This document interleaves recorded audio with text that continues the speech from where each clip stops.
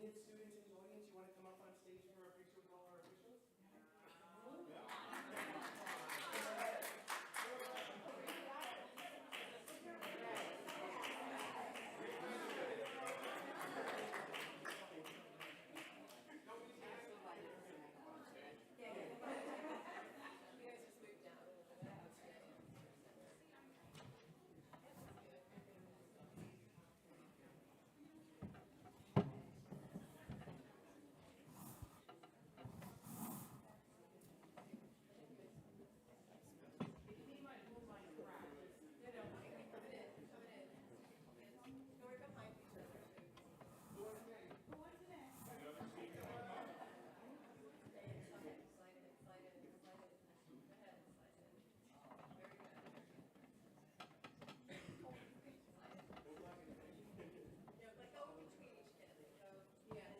Find the window, that's why we're find the window.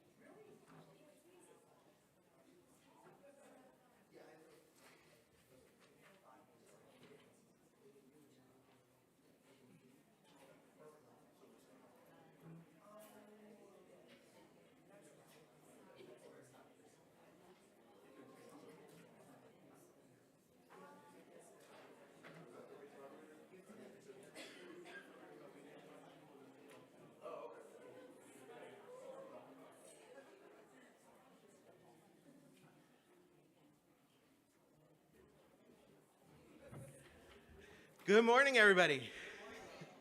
Thank you all so much for being here. It's a pleasure and such an honor to speak with you today with regard to our Civic Engagement Conference. Such a special occasion. I have so many people to thank. Of course, our president, David Stout. He's fantastic. I'm so proud of him. So grateful to have him as our president. Thank you, Dr. Stout, for everything. I want to also thank Student Life and Activities for their support, all our friends there, all of our friends and colleagues here at the college for their support, and of course our students. You're so special and you've done such an amazing job promoting this, and so I'm really glad to see you all here, and we're looking forward to the big day because it's going to be really exciting, really empowering. My aim is for us to share together some key knowledge, and then from that to gravitate towards exploring more and leading to further advocacy and ultimately taking action to bring better outcomes to fruition. So it's so wonderful to see everybody here, so excited. I'm going to say a few more words, but I'm going to save those for later. Now I want to turn it over to our team president, Dr. Stout.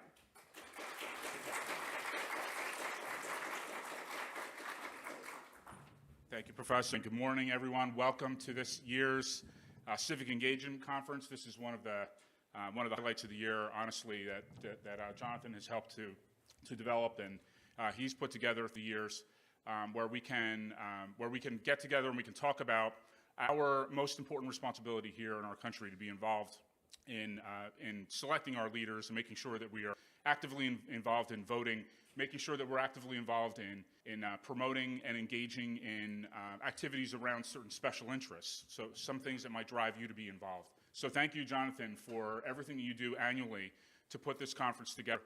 Really, it is a stellar conference, and so yes, thank you. Thank you, Jonathan. I also want to thank those who are going to be speaking today. We have some incredible folks who are here.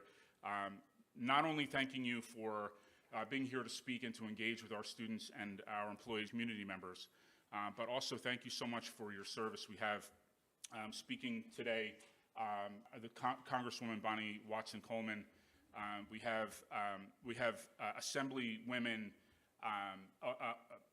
Assemblywoman Allner, who's here with us, and Assemblywoman Flynn, who's here with us. Thank you so much for being here with us.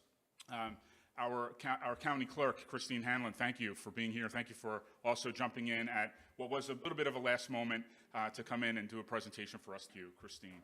And Councilwoman Danielle Jones, thank you for being here. All of those of you who are elected officials, thank you so much. And those of you who support elected officials, thank you for the service that you provide here for our country and for our citizens.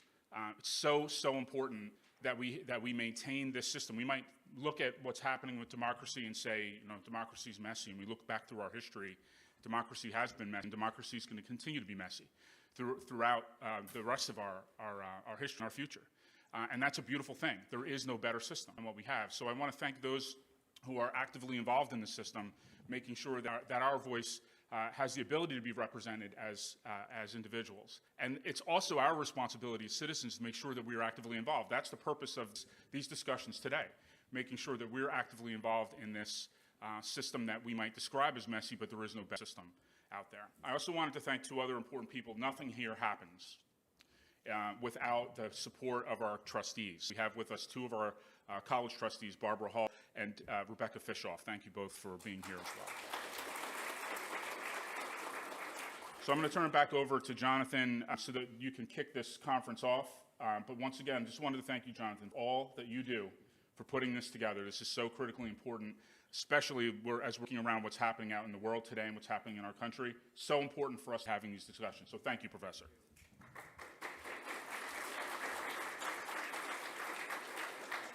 Thank you so much, Dr. Stout, and I echo those words. It was brilliant and beautiful. And thank you so much to everybody who's here, and especially our officials who do us such great service. And it's such an honor and a privilege to host you. And I'm so excited to hear your speeches. I can't wait. I'm really looking forward to all of them. So we have, unfortunately, Congresswoman Bonnie Watson-Coleman couldn't be with us in person today, but she sent in a video. And so we're really excited about that. It's not too long, so we want to share it with everybody. And so here goes. Thank you, Professor Moshberger and President Stout. Thank you for welcoming me to this conference. I'm sorry I couldn't attend in person, but I'm grateful to have the opportunity to address your students, staff, and guests. Whenever I'm invited to speak to talented young people, I feel inspired to do my best work. They serve as a reminder that much of the work that I do, be it on climate change, student debt, mental health care, or justice reform, isn't for me or my generation. It's for you guys. You're going to hear from some of the best minds in New Jersey politics, including our former governor, the Honorable Christine Todd Whitman, Professor Michael Rasmussen, Senator Ben Ropal, Ed Pasternak, and even my political director, Darrell Stroud. I hope you'll indulge me as I share a little bit of what I've learned in my journey. Got my first taste of politics at the age many of you are now. It was at that time that my father, John Watson, ran for county freeholder, what we now call the county commissioner. This was the late 60s, at a time when the Democratic Party was re-examining itself and what it wanted to stand for. The civil rights movement had both engaged new voters and alienated Southern segregationists who had been members of the Democratic Coalition. Shirley Chisholm had become the first Black woman elected to Congress. African Americans and young people had challenged the Democratic conventions to open up the nominating process to people outside of party bosses. My father, like many others, wanted to force the party to diversify and be inclusive of all people. So he ran to become the first African American on the Mercer County Board of Freeholder, and I worked on his campaign. I helped him write his speeches, I knocked on doors, I trained volunteers, and all the grunt work involved in a small campaign. We lost that race, but the movement we were part of and contributed to was underway. So when a seat opened up on the Board of Freeholders a few years later, My father was appointed to fill it, and in 1970, he ran and was elected by the people of Mercer County.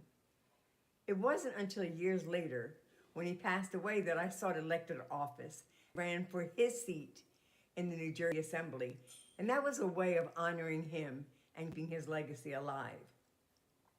Despite the experience of working for my dad and learning from him, there were things now that I wish I knew when I first ran for office. I wish I knew then how to be efficient in getting a message out and talking about policy. I wish I had known how to balance the need for good work and to be recognized for that work. The good work itself is a priority and always will be, but being recognized for the work allows you to take good policy and move it forward, make it better, take the next step. Earlier, I discussed my father and his first campaign, and while that's perhaps not a typical way for a young person to get exposed to politics, I'm glad that it happened for me that way, because I was inspired by him and the core values that he had instilled in me. Growing up, my family didn't have much, but what we had, we shared with those in need. My father would say that to whom much is given, much is required. If I could offer you advice, I'd say to think to yourself, what are my core values? Ask yourself, when those core values are tested, can I take the heat? Because politics changes and evolves. Policies change, even positions change. But if the decisions that you make are rooted in your core values, you can be confident in those decisions as you step forward into the unknowable future. Thank you so much for having me, and have a great convention. God bless you and the work that you're going to be doing.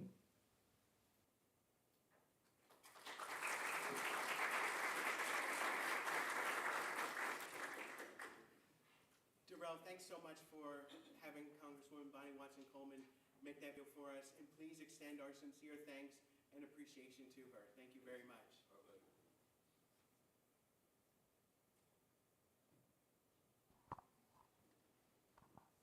Can't figure out how to get it down.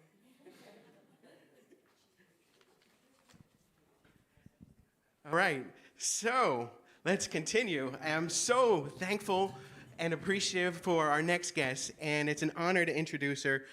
It's wonderful to have her in person with us today, and that is Assemblywoman Kim Ohlner. And I want to tell you a little bit about her. Assemblywoman Ohlner has served since 2022, right? 2022 as our Assemblywoman for Legislative District 11 for District 11.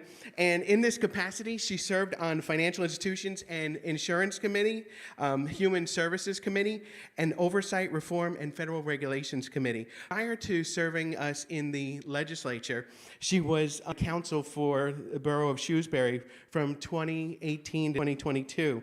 And she serves as a data provider, but I think maybe her most proud accomplishments are being a mom, and she's a wonderful mom and just a wonderful person. I'm so thankful that she's here, giving up her time to be with us today. Thank you so much, Assemblywoman Ohlner.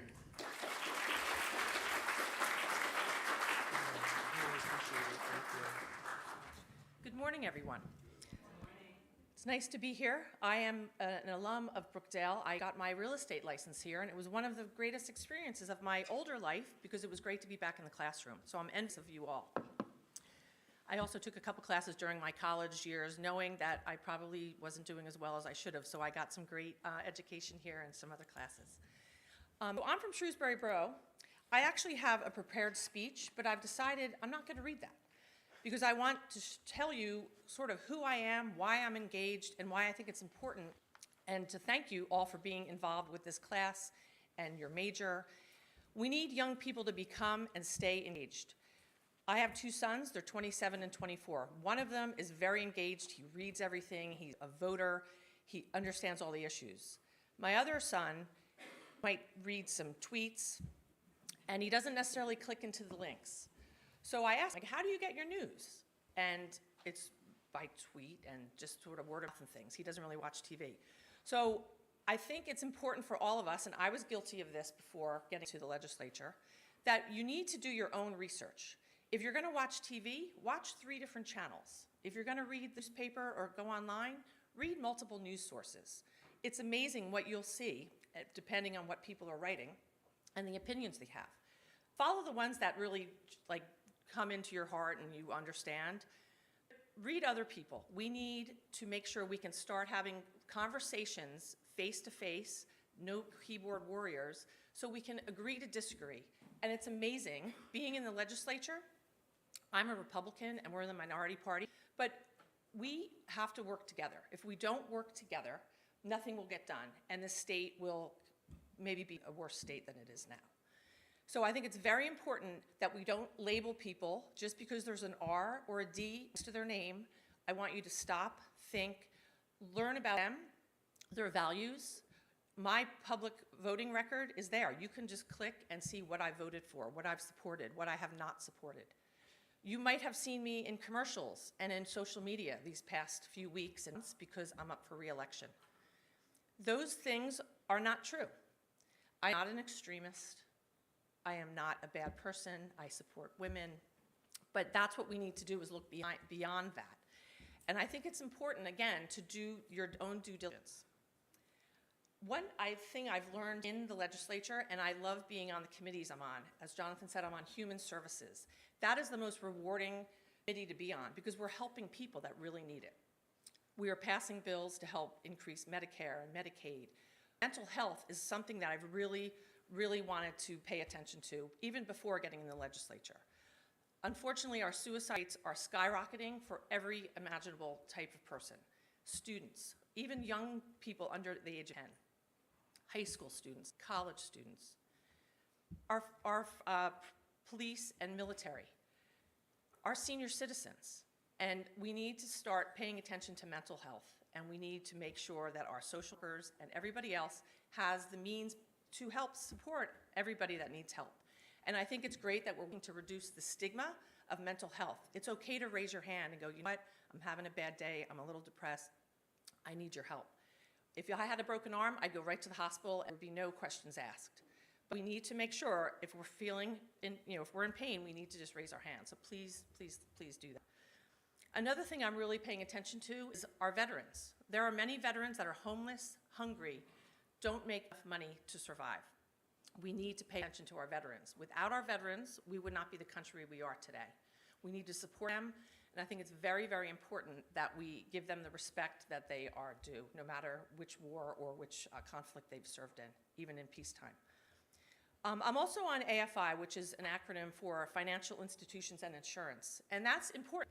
For example, last year we passed a bill about raising your auto insurance policy about $100, which doesn't seem like a lot to some people, but to some people that are really able to pay their bills, are they going to put food on the table for their children, or are they going to pay their car bill, their insurance bill? So it's very important that when we're in these committee meetings that we really stop and think about who we are representing. I might have a different financial aspect than the assembly person sitting next to me. So I think it's very important that we pay attention. I was elected to represent the constituents in LD11. I represent them whether they voted for me or not. I'm representing them if they're a Republican, Independent, or Democrat. I want you all to know that every person in this room and in our community has a voice. I didn't realize that before I was in the legislature. It's very powerful if you call the governor, if you send him a letter, if you get in touch with your legislators, including me. Your voice counts. We helped save a mental health funding, a school based at Red Bank Regional, the source, because we got a lot of people, including the students, to call the governor, and he funded them to save that program. So that's one example of how your voice does count, and more importantly, your vote does count. I know a lot of people, especially younger people, don't believe that your vote counts. I know people that have won by one vote, and maybe it's in a smaller race in a small town, but it's very important. I'm what they call a 4x4 voter. I vote for every primary and every election, and it's very important. I've done that since I was 18. I just feel like it's our right that people fought for. I was honored to attend a couple years ago the 100th anniversary of women having the right to vote. What's wrong with that picture? We always should have been given the ability to vote. So please vote. Please pay attention to everybody that's running from Board of Ed up through the ranks. Every legislative seat is up for re-election this November 7th. And I know Christine Hanlon, our clerk, is going to be talking about different ways to vote and everything else. But again, I love that you're all engaged in attending this conference today.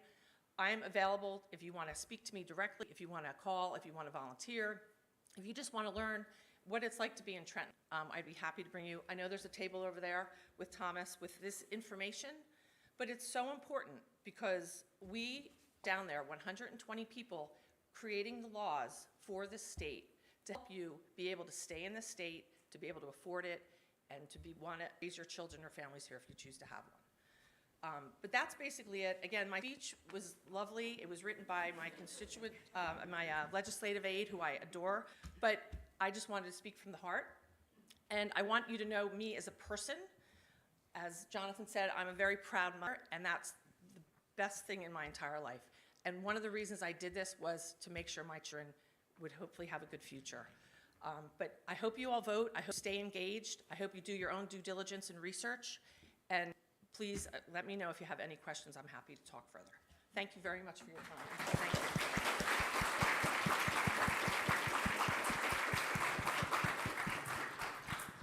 Oh, thank you so much, Assemblywoman Olner. That was beautiful. I mean, really beautiful. Speaking the heart is so passionate and inspirational. I really loved it. So thank you so much, especially the words about mental health and our veteran and, of course, family. And voting is so important, students, so very important. We can't take this right for granted, right? It's hard fought for. It's so important we take advantage of this. And today is all about you and empowering you to be great citizens and be effective participants in this political process. And Assemblywoman Olner, you are such a special person. I value your service, your work in this assembly, and of course, as a parent, it's just tremendous. So thank you so much for everything that you do for us. Next, we have our keynote address. Unfortunately, Governor Christie Todd Whitman couldn't be with us today because she's actually bedridden with the flu. She's got a really bad case of the flu. However, they want to reschedule with us. They want to reschedule, and we're looking at a date in late November during the college hour. We'll let you know when it's finalized, and we want to keep it in mind, all right? We'll let everybody know because it's going to be another great session with a public servant who's been in the field for many, many years. So I was so grateful and so appreciative to have an incredible person step up for us. She was going to be here anyway, serving on our first panel, but it's an honor and a privilege to introduce to everybody our county clerk, Christine Giordano Hanlon, Esquire. Thank you so much. Did you want me to read a little from the bio? I was going to read from the bio. Do you want me to read that? Is that okay? Are you sure? Yes. Okay. All right. Thank you so much. I really appreciate it. Oh, we are, right? Oh, thank you so much. Good morning, everyone. I know it's not the Christine that you had thought you were going to be hearing from today, but luckily I'm Christine also, and hopefully I can measure up to our former Governor, Christine Todd Whitman. I am so honored to be with all of you here this morning. First of all, I want to congratulate all of the students in this room for being here today. That is the first step, and it shows how much you care about civic engagement and the future of our country. And I want to thank Brookdale Community College because I'm so proud to be a county official that has the best community college in the state of New Jersey, and in my opinion, across the country.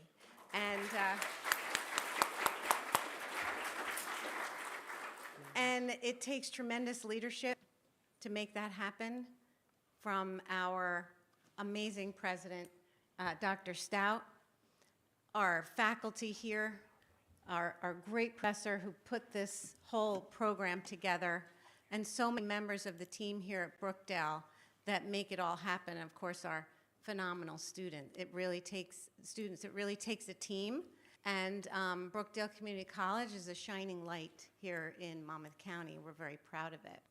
And I'm so honored to be here today also with phenomenal colleagues of mine. Assemblywoman Kim Olner, Assemblywoman Vicki Flynn, Councilwoman Danielle Jones. These are phenomenal leaders for our community, And it takes a lot to step out into the fray, into the political battle, and put yourself out there to run for office. So I'm really proud to be in this room with all of these leaders. And I want to thank the League of Women Voters as well for all of their efforts in educating voters about how to participate in the process and providing a forum for candidates and for elected officials and educating not just our youth, but adults as well, because things change over time. And there's a lot of information that needs to get out there. And what I'd like to do today is talk to you a little bit about the procedure, about the process of voting, because you can't be engaged civically unless you really understand how to participate in the process. Just a little bit about me before I get there. I was always someone who was, I'm a joiner. I just call myself a joiner. Whatever organization there is, I'm just going to join, and I want to be a part of it, and I want to make a difference. So throughout my education, I was always involved in government and all of those things. Never thought I would be elected official ever in my life. Never thought about that. I was just involved in all different organizations as an attorney. And then after 9/11, I just decided that, I was kind of shaken to the core about what happened here in our country, and I just decided I wanted to get involved politically. And that led me really to where I am today. From the point of just getting myself educated and licking a stamp, helping out with whatever was going on. And now here I am today. I left the practice of law and ran for office. And now my whole life is, civic engagement and educating voters and being a part of the political process. I have to say, it's a really exciting thing to be involved in. I have to say, whether you get civically involved in an organization or in, something you're passionate about, or whether it's politics or being an elected official, it makes your life so exciting. I think about the people who are not involved in anything. I'm like, what do they do all day? I'm just always ready for the next thing. And it makes life worthwhile and exciting. And I encourage all of you to be involved in whatever it is you decide that you're passionate about. So I'm going to talk a little bit about the voting process. I can't see, I can see this screen. Do I have anybody? Oh, Jennifer, my Director of Communications, is going to be advancing slides for us, so we'll try and get through them. But you do have to know how to participate in the voting process. And one of the most important things that you need to know is just vote. I know it sounds trite. It sounds like, everybody says that. But in today's world, you have to be a voter to be a part of the process. If you are not a voter, nobody really wants to know what you have to say. I hate to admit that, but you have to be part of the process, because everything today, as you have probably learned in your classrooms, just in your daily life, right? We live in a data-driven world. Does everybody get that? People are looking at data constantly, right? How many times, you're nodding your head, how many times has an advertisement popped up on your screen or your phone? The newest sneakers, a political ad, a something sale that's going on. People are collecting data on all of us, right? And they're targeting us, you can't get away from it, targeting us with information to the people who they think are going to be part of that process. And it's really the same thing about voting. Whether people vote is public information. It's not how you vote, that's not public.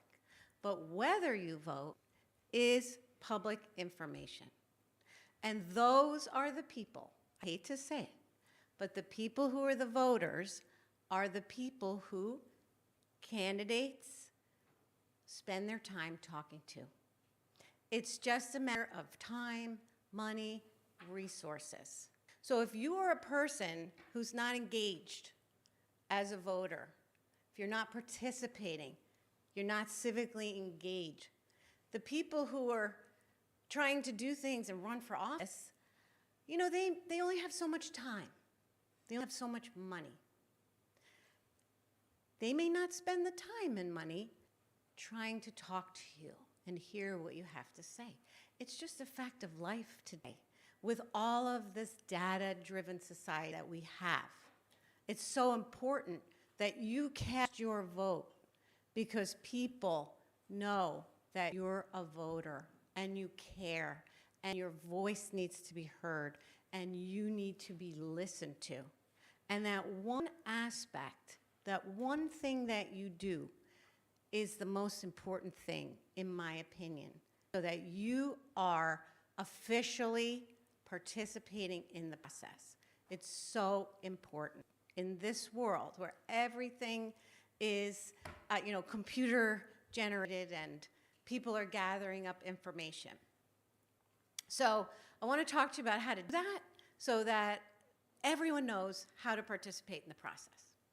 So we're going to skip through that. One of the things that I do as the county clerk is a large part of the election process. Not all of it, but a big part. So we're going to skip through. We'll skip through that little video.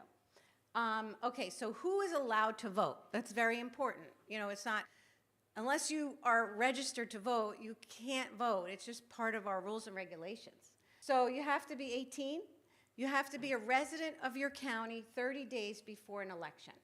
You have to be a United States citizen, and you cannot be incarcerated for a high-level offense at that time. We can go forward. This is a New Jersey voter registration form. Many of you are probably already registered. A lot of people go to motor vehicle when they get their driver's license. It's part of the process now in New Jersey. But when my 17-year-old went to get her driver's license recently, they were very busy, and whoever was helping her clicked no on every single prompt to get her through the process. So she never ended up getting registered. So I was pretty upset about that, but I got her the voter registration form. Things happen. You need to know how to get the form if that is not, something that you had done at motor vehicles. The form is easy to find. Just Google it or go to my website, monmouthcounty.com. But you must register 21 days before an election. Now, it's important to know that in every single state, there's all different kinds of rules relating to the process of voting. There are a few standards that every state has to follow based on the federal government's rules. But generally speaking, a lot of particulars are state by state. So if you go to another state, you have to find out those rules. But here in New Jersey, right now, it's 21 days for an election. You must be registered. Otherwise, you'd vote in the next election after that, but not the upcoming one. In New Jersey, you can now register at 17, but you can't vote until you're 18. We talked about the form. You can register to vote on the form, or you can register online now, in addition to New Jersey motor vehicle. You can just really Google New Jersey voter registration. There is an online process where you can sign up to vote online. Importantly, when you sign up to vote, you must have either your Social Security number or your driver's license number. That is your identification for voting purposes in the state of New Jersey. We do not, in New Jersey, ask people for ID when they go to vote unless they have not provided the Social Security number or the driver's license number when they registered. So that's the ID requirement that we have here in New Jersey for voting. Okay, so there are 3 different ways to vote in New Jersey. Again, this is not the same in every state in the United States of America. But here in New Jersey, we have 3 methods of voting. One is the traditional way on Election Day that many people are used to, going out to the polls on Election Day to vote on a voting machine. We also have voting by mail, and many students participate in the voting process by voting by mail because they're either busy on Election Day, they're away. It is a very prevalent way of voting for students. You do not need to have any reason to vote by mail. Some people still call it absentee voting because you used to have to be absent from location if you wanted to vote that way. But that's not the case for many, many years, and it's no longer called absentee voting in New Jersey. It's called voting by mail, and anyone can vote by mail. I voted by mail for many, many years because I was always very busy on election day. And now in New Jersey, this is about 2 years old, we have in-person early voting on voting machines. And has anyone participated in voting that way, in early voting? I think I'm going to go vote tomorrow because early voting starts tomorrow. And that means that, you know, some people prefer to vote on machines. So this is a way where voters throughout, and this is everywhere in New Jersey, voters can go during the, there's a window, depending upon the election, before Election Day, where you can go to one of the 10 in Monmouth County voting locations and cast your vote early on a voting machine. You can only go to those 10 locations. On Election Day, we have almost 400 voting locations throughout the county. But for early voting, it's only 10. And depending upon what county you live in, they may have more, they may have less, depends where you live. But here in Monmouth, it's 10 locations for a 9-day period. It would have been so easy if they said 10 days, because I could say 10 locations, 10 days, but no. It's 10 locations for 9 days during the early voting period. And anyone can go to any of those locations to vote. And you know, what we've decided to tell people is that it's, you know, more ways and more days to be able to cast your ballot. So there's no reason why you wouldn't go to vote because there's so many opportunities. So I don't know if we have time for that. How are we doing on time? Got like five minutes? So, okay, all right. So, okay. Should we play that? Okay. I'm going to play a little video about how our machines work and the early voting process. So just takes a minute or two. Oh, it's on this side?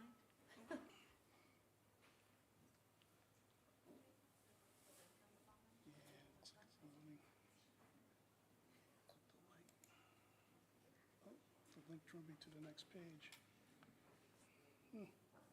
You know what, maybe we will, if it's a little difficult, because then if we have questions, we'll have a few minutes for that. But as I said before, you can go to any one of the 10 locations in Monmouth County. If you're going to another county to vote, you would have to research there, but every county in New Jersey has this process where you can vote. What I like to tell students, you know, my daughter had this issue. She's away at college. And she said, I know I'm registered in New Jersey, but there's this guy who every day when I pass him, he tells me to register to vote in Pennsylvania. So there's a question mark for students. Sometimes if you go to another state or if you have a job, you know, temporarily out of state. As long as you're not voting twice, that's the most important thing. In New Jersey, it is your domicile. And what that means is it's where you decide you are living at that moment in time. So, you know, some people may have a house in Tinton Falls, but they also have a house in, you know, or, you know, they live in an apartment in Hoboken. Okay? As long as they're not voting twice and they spend time in both of those houses, whichever you decide your domicile is, that is perfectly okay, as long as you're following all of the other rules. But this is a question I get from students quite often about that. So I think I might wrap up by seeing if anyone has any questions, because I kind of went through a lot of the fundamentals of the voting process. If you are interested in the video that we didn't show, or other how-to videos about the election process, you can visit monmouthcountyvotes.com. It has all the information there. And you can also download the county clerk's free elections app, which is also called Monmouth County Votes, and it has all of the relevant election information. You can download a vote by mail application. You can download a voter registration form. You can find your polling location. There are all kinds of information on our website and our app, videos, tutorials. So please take it. You can see the election results when they come in. So please take advantage of that. But I wanted to leave a minute or two if anybody had any questions about the process. Yes? Can anyone in Monmouth County access the 9 sites, no matter where they live? Yes. So the great thing, which was on the video, is that we have new voting technology. Because a law was passed recently in New Jersey that said we have to have these early voting sites and electronic poll books.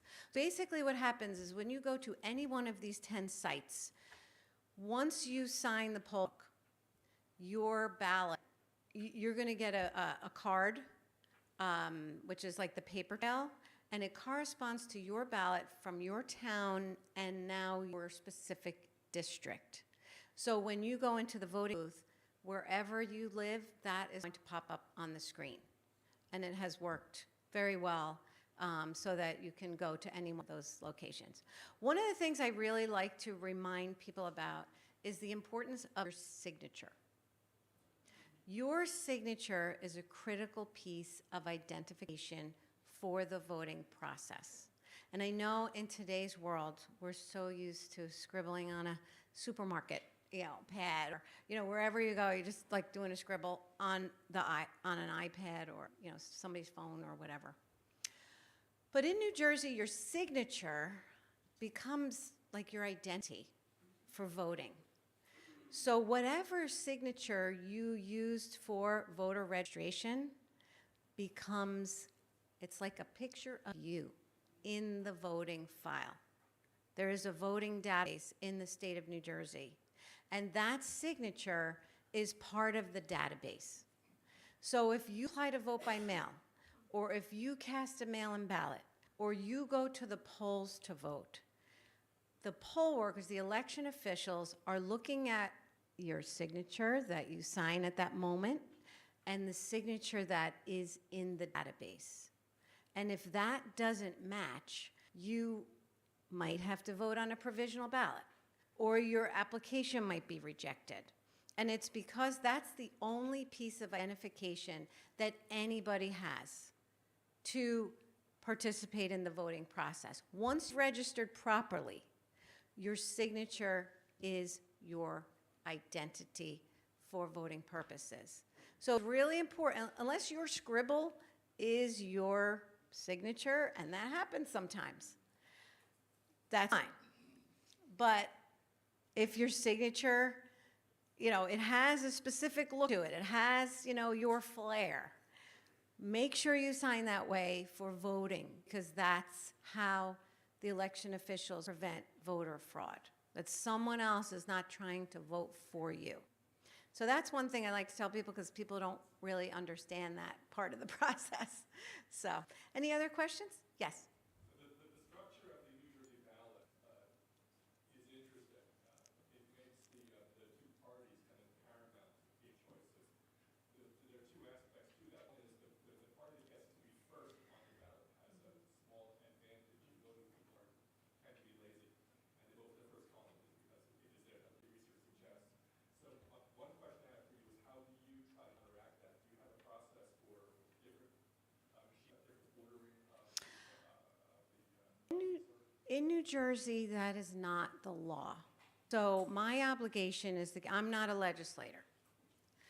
My obligation is to follow the law as it is written, as every clerk has to do when they're preparing the ballot. So I can't do anything that is not guided by New Jersey law when it comes to the ballot. So if the law states how things have to be, the law states how I have to order the ballot. So I can't deviate from that. It's not my, I don't have any authority to that as the person who prepares the ballots, because everything is guided by statute. And the New Jersey statute, interestingly enough, maybe we can get some of our legislators here to work on that, especially our women legislators, because interestingly enough, part of the process is that you have to have a box with a hole in it large enough to fit a man's hand. That's literally what the statute says. And then you have to put in capsules with the names in the capsules and put the capsules in the box and shake it and then take out. It's a very outdated statute, but I can't change it. It's wacky. It's wacky, you know, but that's how it works, and I'm not allowed to do anything else. So,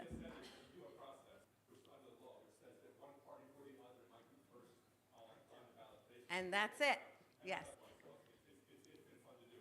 But as a follow-up to that question, there's a push going on to get rid of that process, to replace it with preferential voting or ranked choice voting. What are your thoughts about how easy that would be to implement if the legislature actually do that? So I'm not a legislator. I'll preface that again. I'm not a fan, personally, my opinion, I'm not a fan of that. I think process is the process. I think that all the county clerks had a presentation recently about the ranked choice voting, and the elections never end. And, you know, there's like, you just keep going and going and going. And our elections in New Jersey take a really long time already. So I don't think there's one election official that is interested in promoting something like that, because it really, you know, your last choice, I think it doesn't empower the voter, because your last choice, a couple other rounds could end up being the winner.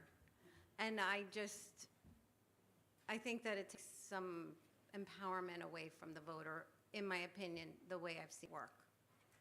So I really have faith in the voters that if they see a name, they're going to vote for the person that they want. I believe that our voters are fundamentally smart, know what they want when they go into the voting booth. And for me, I think it sort of undermines the faith in the process to say that people aren't going to find people they want on the ballot, especially when there might be only like 4 names. I mean, that's like saying, oh yeah, voter, you can't figure out how to find the candidate you want, 1 out of 4. I mean, to me, it's not that difficult to, you know, I have faith in the voters that they know who they want and they're going to vote who they want to vote for. Yes? Thank you, Ms. Williams. Just wanted to ask, as sort of a follow-up to that question, and then we'll Yes. about this, but I understand you're not a legislator, but in Sussex County, the county clerk was able to change the way that they vote there. Is that something that they looked at from the county, or is that something that you'd be open to? So I follow the law. So in New Jersey, the county clerks are empowered to interpret the statute. And they interpret the statute differently than I interpret the statute. So unless there is another law passed that clarifies the statute, I think most of the county clerks interpret the way I do. And Sussex, I can't speak for, and in New Jersey, we're very, you know, everybody's empowered to interpret the way they see the law. I get legal opinions on it, and, you know, all the county clerks get legal opinions. I might say that I think that violates the law, but it's not for me to say what another county is doing. It's someone with a county, you know, or a judge or the legislature to change that. Okay? Last question. Okay. I think we're Hi. going into our panels. Thank Yes. you, Christine. One thing that I thought would be interesting to share with students, and one thing I certainly did not know until I worked for an elected official, is what happens on Election Day. What's the process for counting those votes? Yes, so that is confusing for people. So there is an entity in New Jersey that is the entity empowered to count the votes. And that is the Board of Elections. Every county has a Board of Elections. And there are people on the Board of Elections who represent the two political parties. So there is that balance of the political parties to vote questionable ballots and go through that counting process. So the governor, I actually was a commissioner on the Board of Elections before I ran for the county clerk position, and you sit with your colleagues from the other side of the aisle, people have been appointed by the governor, and you oversee the count. And that's, for the most part, in modern times, any paper ballots. Years ago, it used to be the election day type machine ballot, like many, many years ago. They used to count those at the polling location, the boards. But now that there's machines, it's a little bit of a different process when it relates to the machines. But every single piece of paper is counted by this bipartisan entity. And the count continues until 144 hours after Election Day, because in New Jersey, if a mail-in ballot is postmarked on Election Day, it can be counted even if it is received 6 days later after the election. And then, only then, after that, the Board of Elections counts any provisional ballots. So this counting process can take 2 weeks. I think during the presidential, maybe it took more because there were so many ballots, to really be finished up. But the counting process in New Jersey takes a really long time, and we're not finished based on New Jersey law. It's usually about 2 weeks after Election Day. That is the certification date. All of these counting entities then provide me with the results, and then I put them all together and I post them and certify.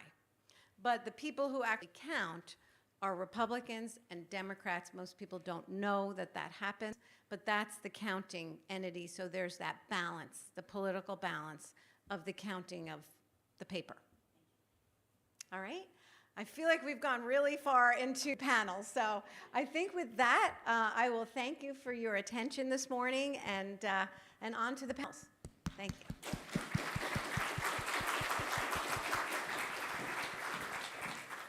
Thank you so much, Clerk Hanlon, for that brilliant presentation. I really appreciate it. It was terrific. Very informative for our students. Do you want to stay on the stage for the, are you going to do the next one? Or do you have to go? Yeah? Oh, yeah. Okay.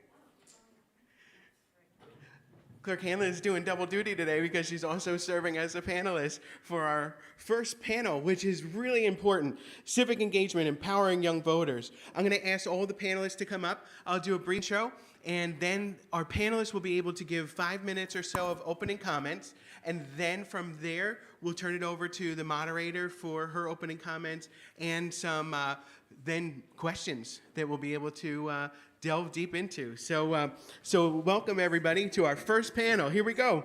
First, I'd like to introduce Clerk Hanlon again. And then, on our sheets, you may notice Gilda Rogers. She couldn't be with us this morning. She had something come up last minute, so she's not here. But Jessica Ronan-Frisch, Program Manager, Center for Youth Political Participation out of the Eagleton Institute of Politics at Rutgers, also Communications and Public Relations Manager for the Eagleton Institute of Politics. Darrell Stroud, Political and Engagement Director for Bonnie Watson Coleman for Congress, State Leader, Our Revolution, New Jersey, Alternate Member, Zoning Board of Adjustments, Neptune, New Jersey. And Dr. Pat Suplee, Director, Energizing Young Voters. They're the League of Women Voters. Thank you all so much for being here. We really appreciate it. And now I'd like to turn it over to my colleague, Professor Nasheen Ansari, Development Officer for the Brennan Center for Justice and one of our adjunct professors here at Brookdale. She's wonderful. I'm so happy to have her. Thank you so much.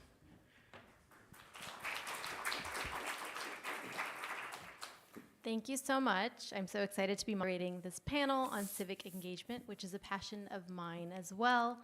Prior to working at the Brennan Center, I worked at Campus Election Engagement Project, where our goal was to get students to vote. So I'm really excited to hear what everyone's thoughts are today.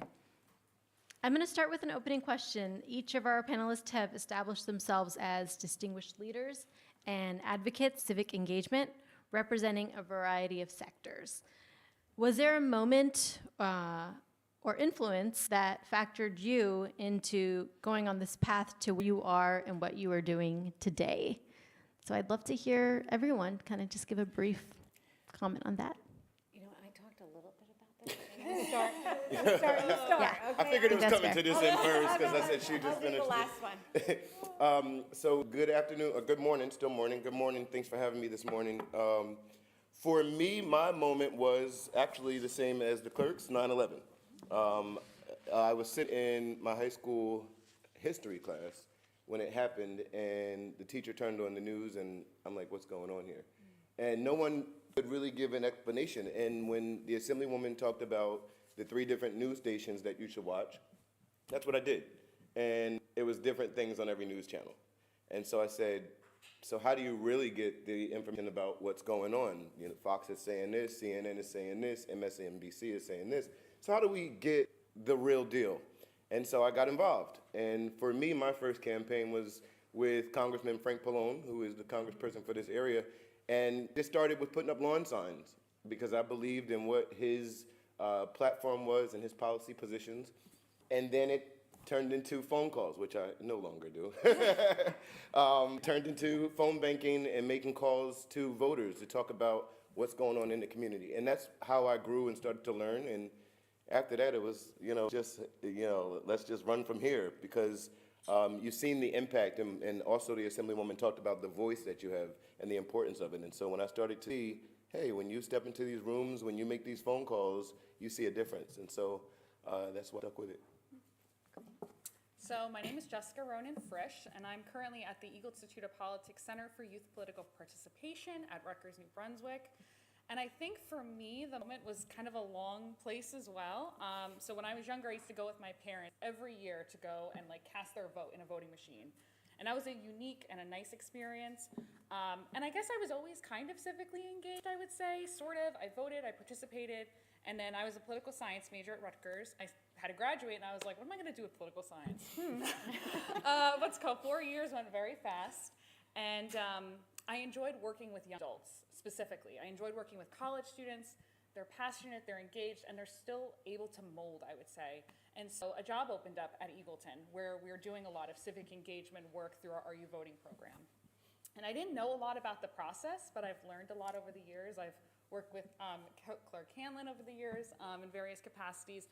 But I think it was just seeing young adults and the power that they have was kind of my aha moment. And I continued to do the work because I felt as though I wanted to contribute to something greater than myself. And I feel like a lot of times civic engagement, if you're a voter, if you're unable to vote but you're still involved, I think for me that was the greatest moment for it because we do all have the power. And I think that the ways that we can harness that, especially for our young adults, is kind of an aha moment.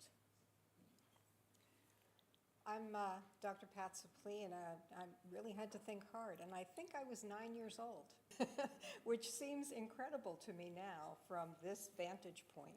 But I knew I wanted to be a teacher, so I've been a lifelong educator. I joined the League of Women Voters once I retired from my formal education career and realized that there was nothing there that I could see that really addressed the needs of you people.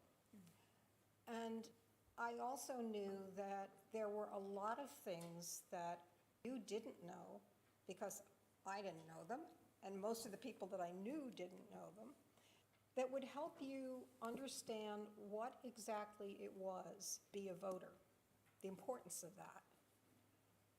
I also realized that most young people, probably not you because of your career goals, but most young people really didn't know how to influence the political process.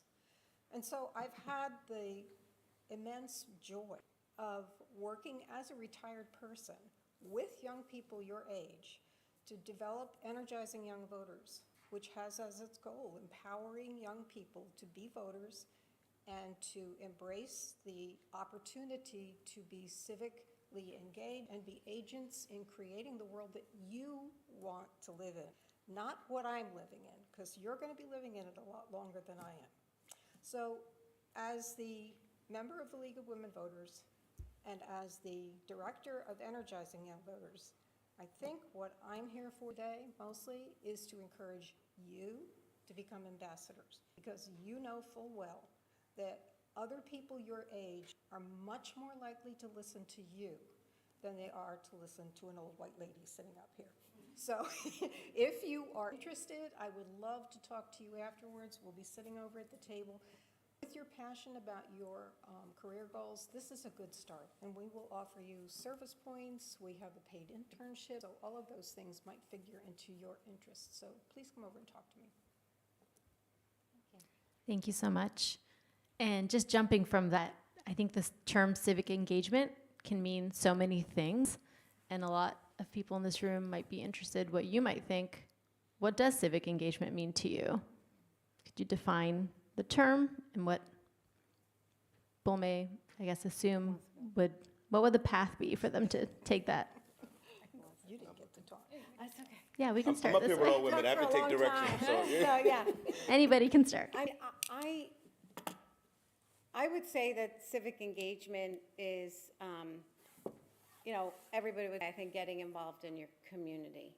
I always like to say, as I said up there, is making your voice heard through voting. But I think it is, you have to find the thing that you're passionate about. Because if you're not passionate about something, you're not really going to give it your all. It's really important. There's so many ways to be civically engaged, whether it's an organization or an educational institution. It's a nonprofit. It's political campaigns.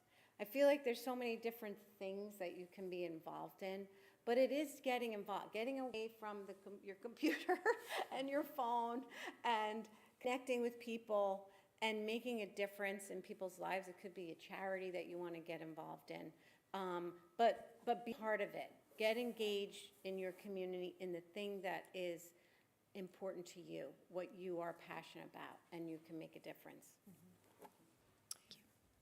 To me, civic engagement is both a process and it's a plan. The process is something you can learn, but the plan is needed for you to be able to put it into practice. Now, we know that young people your age tend to be issue-based voters, and you are passionate about those issues. But over the course of your life, you're going to have different amounts of time, different amounts of energy, because there'll be other things that are taking part of that from you. So being civically engaged can be something as small as just talking to someone who has a different point of view than you do in a civil manner, so that you can begin to understand one another's positions. Or it can be as massive as doing something like planning a demonstration and carrying that out. The most important thing to me, of course, as League of Women Voters, is that you become a voter, because that is an impactful voice. But you can do something at any point in your life, small or big, that is going to make your future better. And so that's the process that I want you to be engaged with. Yeah, and I would agree with both of that. I think for me, civic engagement is really caring about your community and feeling connected to your community. So I currently live in Philadelphia, but I'm a proud Jersey girl, let it be known. I'm trying to move back. The housing prices are so high though. Oh yeah, that's a different panel. But I think that really feeling connected to your community and feeling like you're a member of community is very important. I think that all of us at times, especially for young adults, we're so transient. So many of you are here at Brookdale, you may be going on to another institution or another area or another state after you transfer, maybe staying here in Monmouth County. I think the more connected and if you see a problem in your community, that you feel like you have the ability and the power to address that problem, whether it's through, as individuals have said, like through a charity or through just seeing an issue. Feeling like you have the power to actually engage in it and make a small change. It doesn't have to be, as Pat said, it doesn't have to be anything huge. So you don't have to be like running for office if that's not what you want to do. You don't have to be like signing petitions if that's not really how you're feeling. But as long as I feel like as long as you do something and you make your your voice heard, because elected representatives, they're looking to you. If you're not making your voice heard, they're not listening as well. So I think for me, that's really important for civic engagement. And I agree with three of you. For me, I usually say if you are not at the table, you're on the menu. And so what that means is if you're not paying attention, then guess what? Things are just happening. The clerk talked about being registered voters, voting, taking part in an election. And that's conversations that I have with folks all the time, whether they're, you know, in my county or another county or another state. The fact of the matter is, I tell people all the time, if you don't vote, they don't know you're there. If you don't participate in the census, they don't know you're there. And that's less resources for your community. And then on the political side, less resources are being spent in your community to come bring that message to you about the political process, what's going on. Why? Because you're not engaged. When we talk about civic engagement, it's all of these things. It's being part of your community. It's taking care of the neighbor, making sure that the person next door to you is good, right? But it also means serving on board commissions, right? If you are not happy with things that are happening in your town, if you don't want warehouses built in your town, right, then join the zoning or the planning board. If you don't want apartments with stores on top and stores on the bottom and space stations on the left side of it, right, join a board or commission in your town. And I see so many vacancies on boards and commissions, and people are not joining them. Being civically engaged is not just waking up on election day and saying, hey, let's vote for one ticket or the other. That's not being civically engaged. Civically engaged is all of these things that we're naming. In my town, we have an issue now with apartments, right? People don't like the types of apartments that are being built. They don't like what's called mixed use. Mixed use is when you build business and resident at the same time, residential units at the same time. A lot of people don't like that. I'm not the biggest fan for a lot of different projects, right? But guess what I did? I got up and I went and I joined the zoning board. And so now I have a voice when those projects come up on whether I want to vote for it or not, right? We recently had a school come before us, and they wanted to change the school from K to 8th grade to make it, from K to 8 to make it pre-K to 12. I don't know how you feel about it, but my vote was no, because I don't believe that high school kids belong in the same schools as elementary students. But those are the types of things that you can have a voice on just by joining a board in your town. They have animal control boards, they have rent control boards. If you're a renter and you don't like the cost of rent skyrocketing here in New Jersey, join the rent leveling board in your town and make sure that you're going to those meetings with a voice and you're empowering others to do that. When I sit on the dais or on Zoom for our zoning board meeting, we very rarely have an audience. And to me, that's unacceptable. Why? Because people constantly complain about the types of development that's going on in town. But you're not coming to the zoning board meeting. You're not going to the planning meeting. And so those types of things are important. When we want to complain, we have to get up and make a difference. And so I'll end there because I can go on forever about that, right? Thank you. You're welcome. I want to turn a little to voting with the elections coming up and some things that I hear from my students. Why should I vote? My candidate's not going to win. Why should I vote? The House is in chaos. We don't trust our Supreme Court justices. So I think they are very discouraged sometimes, and a group that historically has low voter turnout. So what would you say to these young people on why they should still vote if they don't like who's on the ballot and they're not happy with what's happening with our country? Who wants to go first? Go ahead. You go. Well, I talk to students about this actually all the time because I go to high schools and I talk about, I have the Your Vote Matters program. And I really talk about how, it's important. You may not like everything that's going on, but that's life. In your life, you're not going to like everything that's going on, whether it's your personal life at any moment in time. And you have to think beyond that. And I always talk to students about the importance of voting local, because the local elections, whether it's school board, whether it's even sometimes, state assembly or your county or your town council, turn out the noise sometimes that's going on, like in the news and Twitter and all over the place. And think about the things that are going to affect you personally on a day-to-day basis. These local elections, and there's, regardless what side of the aisle you're on, your ballot is full of dedicated people who are stepping out there to try to do the right thing as they think. And there's so many people willing to do that. And these are the people who are going to affect your life more on a daily basis than anything that's going on anywhere else, in my opinion. You know, whether it's your school board, whether it's your town council, and, you know, who's filling the potholes and who's making sure that you don't have these, you know, things that you don't want built the way they're being built in your town. Every election matters, not just, you know, everything we hear from all the news entities that, you know, make money on churning up, you know, a lot of controversy. So there we have the story of right here in Monmouth County, there was a first-time voter. She was voting for the first time, and for whatever reason, she had to vote by provisional ballot, and her vote was not counted, and her candidate lost by just a couple of votes. There was a recount, there was a lawsuit, all about her one ballot, and the judge said, no, that ballot needs to be counted. So her first ballot ever was like the subject of a lawsuit, and that one vote made the election be, I believe, a tie. And then there was a new election, and her chosen candidate won. So you never realize that things can come down to one vote, or how your votes can like swing an election. In politics, you know, crazy elections happen all the time where no one would have expected that this certain candidate would have won. But a lot of people said, oh, my vote's not gonna matter, I'm gonna stay home. And the intended or expect candidate didn't win because everybody felt like, it's a shoo-in, I'm not gonna go. So every single vote, I like to tell people, is so, so, so important. You can find out information about the candidates.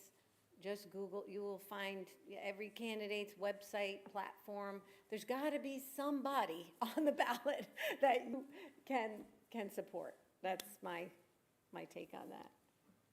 Thank you. If you don't vote, you're right. It doesn't count. So true, yeah.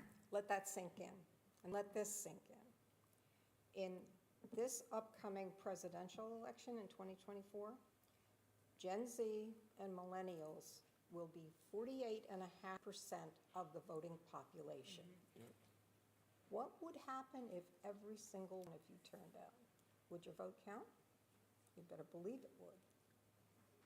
And in 2028, you're going to be the majority. You'll be, I think, 62% of the voting population. So if you take your time to get to know what the candidates stand for, even if you don't agree with everything, you pick the person that's the closest, and then you get civically engaged. You start making phone calls. You start writing letters and emails. You show up at the office. You show up at municipal meetings.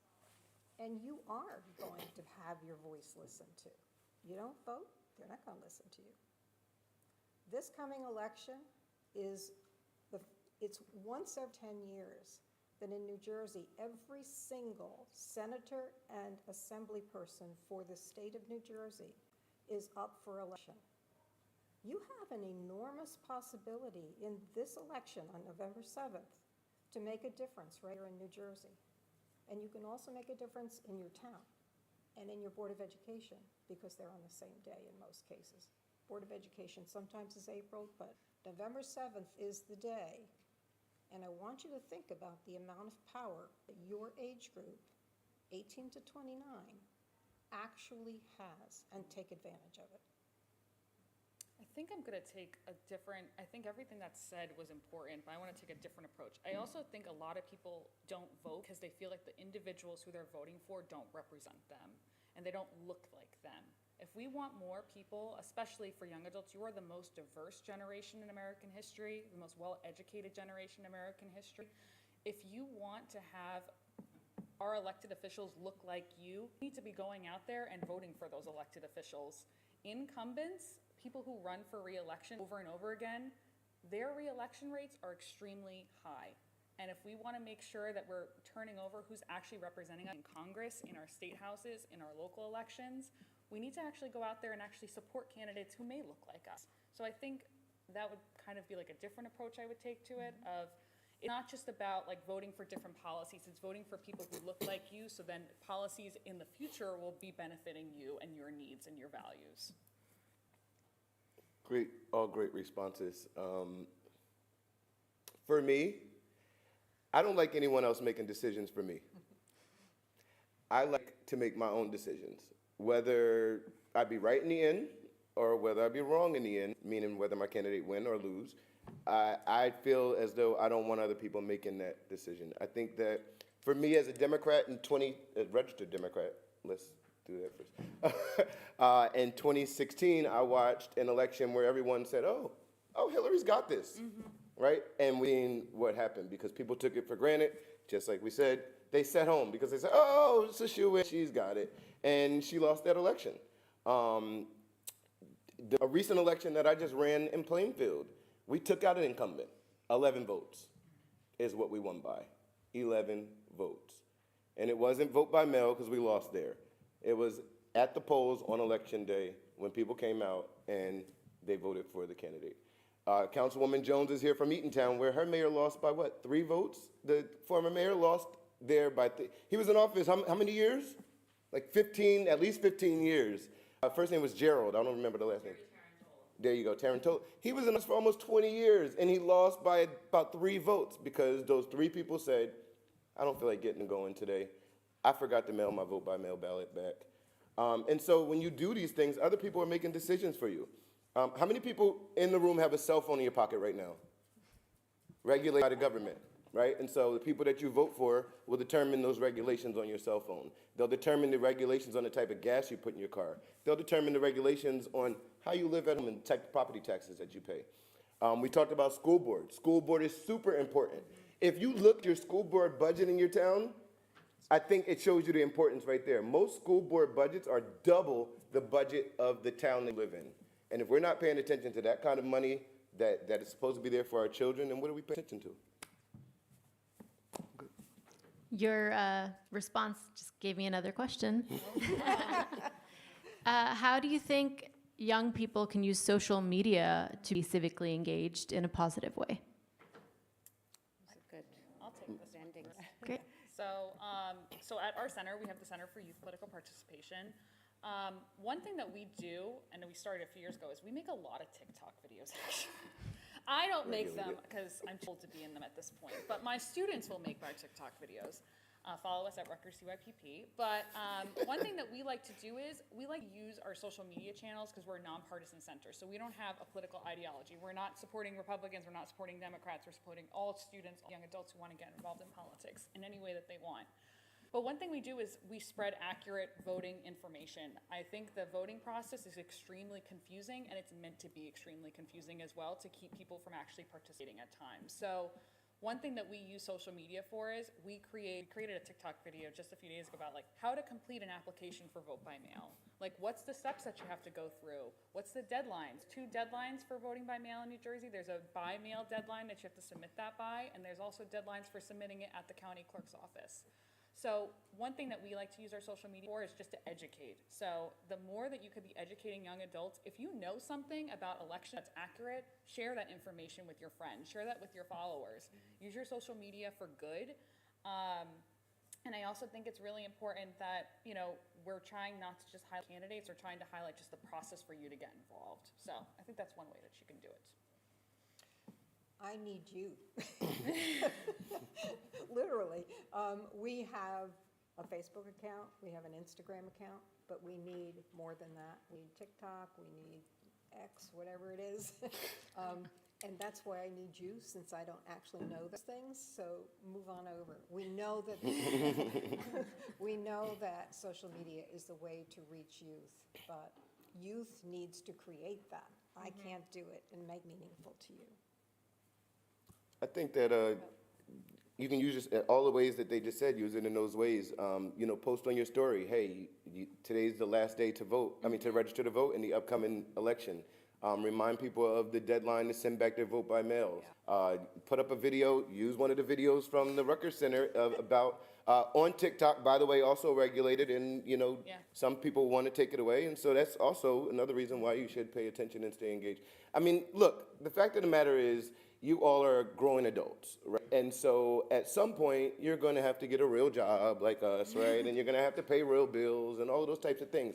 And at the end of the day, if we're not plan for those things now, then when are we going to plan for it, right? If you fail to plan, you plan to fail. And so if you, for an example, you made a plan to come here to college, right? You had to come up with finances for it. You had to come up with many different things to do so. It's the same thing with life, except it's a little bit harder when you graduate. They don't tell you that part. Yeah, I would just say that we have, we're not on TikTok in the county clerk's office, but we use most of, got to work on that. I do take interns also. We need to work on that. But we are, we're on X and Instagram, Twitter, and Facebook and LinkedIn. And we try to do a lot of advertisement about voter education. We have a video on just about everything that you need to know, and we post regularly. So if you want to educate your peers, please visit Monmouth County Clerk. There's so much information there. We post now, it's like almost every day, on some election information that's important. That really applies to the whole state, but some of it's Monmouth specific, but most of the rules, our locations are Monmouth specific, but everything else applies to the whole state. So please take advantage of that, and I think that students can, people can help share that message. That's important to get involved. And if you are from a county other than Monmouth, there is also a website New Jersey's Board of Elections has put out. That's NJelections.gov. NJelections.gov. Yeah, the state has a website too. And there's an app as well. Thank you, and I do want to remind everyone, because I work at the Brennan Center, there's a lot of mis and disinformation out on social media, and a lot of tactics to confuse you with voting. So please be careful what you are looking at and following as well. I would also just advise everyone to be very careful that you are posting accurate information, because there's a lot of entities watching all of that and flagging those things. You don't realize what is being tracked. Everybody's social that is, posting election stuff, that is being monitored. So if there's, just think twice, and really read what you are about to post, because if you are going to post something that's not, the right, that can be construed as misinformation or disinformation, it's going to get flagged. And some of the social media sites are like on high alert because of things that happened in the past, monitoring all of this information. So be careful. Especially if you have a future in politics. Yes. Because it could come Take back to your bite privacy you. very seriously. Even looking for a job, they can. Yes. Even looking for a job. So, I fact check mom's stuff when she said, seriously, I fact check everything. If something's sent to me, I read it. If I know about it and it's true, I'll go ahead and share it. But before I share it, if I'm not sure, I'm going to look up the source and read and sure, because then it's, oh, well, Darrell said, or, some people try to say, the staff of the person, so they say, oh, the congresswoman's people, right? Or the clerk's people. So you have to be careful in putting that stuff out. I think with always fact check. AI and ChatGPT, you cannot trust that you're getting accurate information. Exactly. So. There is, in one of the lessons that we teach in classes, and we ask you to teach if you're interested, it's called The Truth About Turnout, and there is a resource that we use and we encourage students to use called Ad Fontes Media, ADFONTES, and it's .com, I think. They have a very rigorous process for determining the reliability of news sources, podcasts, TV shows, radio, whatever you can think of in terms of media. And they also are very rigorous in telling you in which political direction they lean.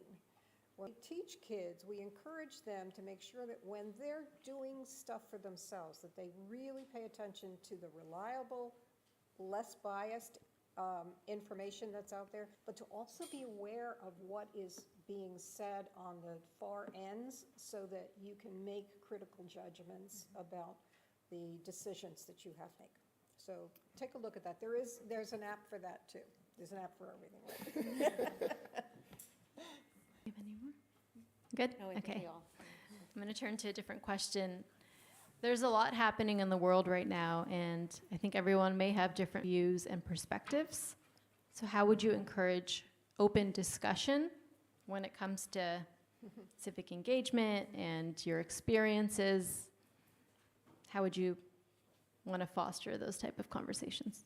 Who wants to go first? I can start with that. Okay.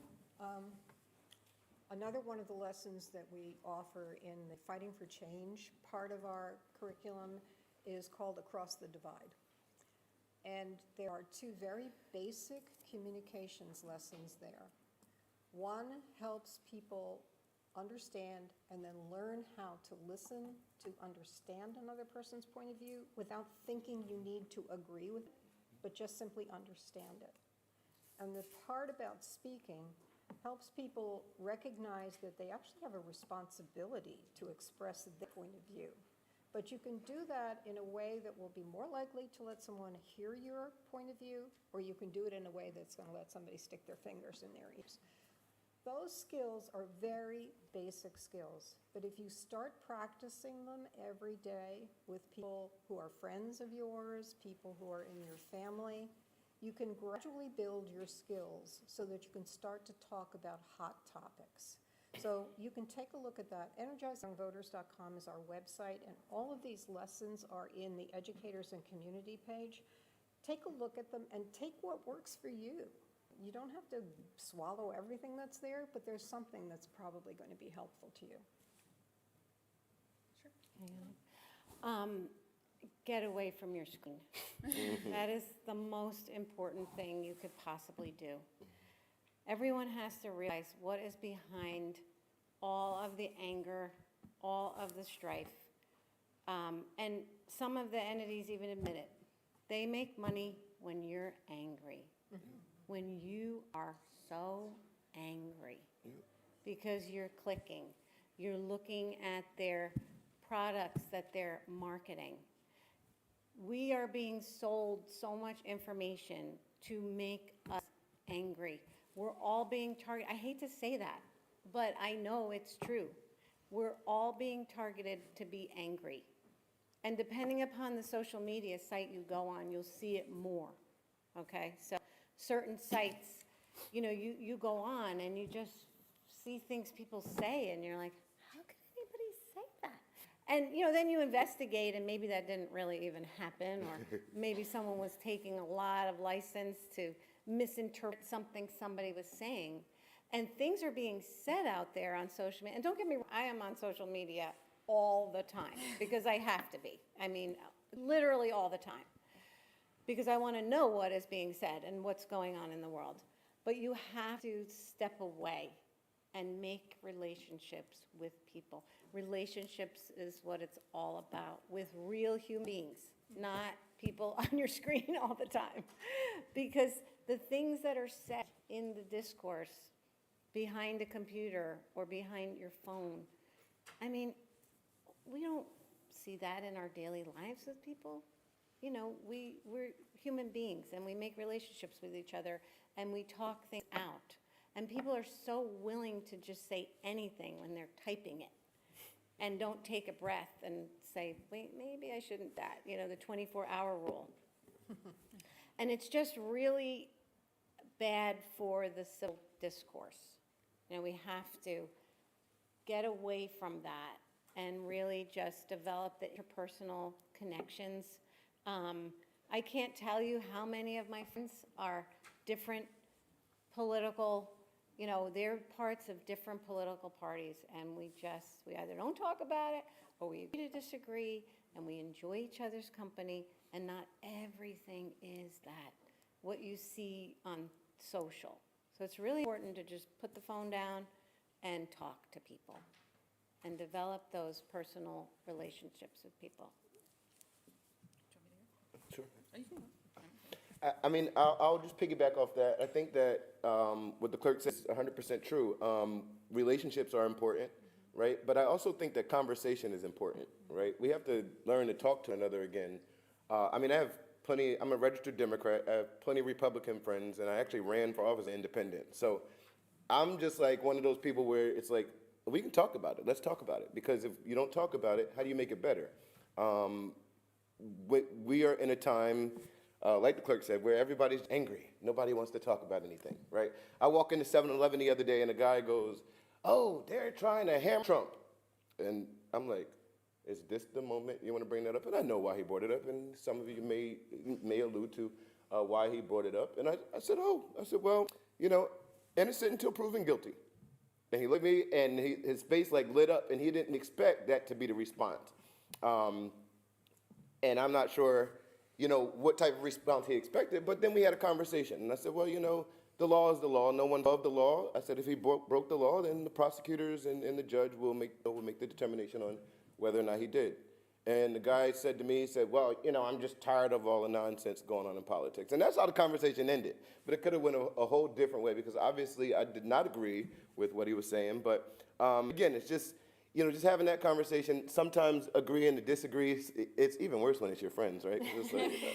It's like I love you and I hate you at the same time, right? Because you almost, I mean, in friendships, you almost feel like your friend is working against your interests, right? And so it can be tough sometimes, but having those adult conversations, because we're all, and just agreeing to disagree. Vote for who you want to vote for behind that curtain. Vote for who you want to vote for at your dining room table on your vote by mail form, and keep it moving, right? But the back and forth, the false information on social media, it just constantly just spins that wheel. And you know, when the hamster runs on the wheel, it just keeps going and going and going. And the people that lose out is all of us. And so I would encourage you to, again, when you see that information on social media, research it. Take your time to go to the Rutgers website, right? Nonpartisan, check their website out and say, hey, what is Rutgers Eagleton saying about this, right? Don't go to your local politician's website, right? Because you're going to get what their position is, and you know, whether it be Democrat or Republican, including my boss, you're going to get her Democratic opinion. When that might not be what you need to see. You might need to go and take a look at what the other side is saying to learn what you identify with. And later on, you'll hear from some folks that are actually a couple. One is a Democrat, one is a Republican. I'm not going to put them on the spot because I didn't ask first, but you're going to hear from them today, and you're going to be like, how the heck does this work out? Well, it works out at many different levels, and there's a lot more powerful people that are in the same types of positions. So you'll learn that it's okay to talk to people in another party. You don't always have to agree. Yeah, and I completely agree. It's more of people over perspective. And I think a lot of times we have to realize, you know, for myself, especially like in 2016, 2020, my husband and I, we did not vote for the same candidate. We did not vote for my parents and I did not vote for the same candidates. Everybody in my family. So I think that times when you're talking to somebody and they say, you know, you have an issue and maybe you don't agree on that, try and think about like, why is that person not agreeing on it? What experience are they coming into this perspective with? Maybe they had a circumstance or a situation that's impacting them directly, and that's really influencing why they feel a certain way. I think often politics doesn't really matter until it becomes important to you, until it's really affecting you and your life and your values and your rights. And I think that once that really happens, that really influences how you feel about certain issues. So really just trying to see people as people first, rather than policies, rather than perspectives, rather than an R or a D or an I, whatever it is. Really just taking a moment to like see somebody's humanity, use that, and just try and realize that, you know, even though we all may feel really different, maybe we don't agree or we don't agree, everyone's trying to work together, and we all want to make the U.S., our democracy, as strong as it can be. And even though we might be doing that different ways, I truthfully really do believe that everybody wants the best for everyone. So even if it's different, it's still, at least we're all trying to we all believe in democracy as well. Can I just add one more thing to that?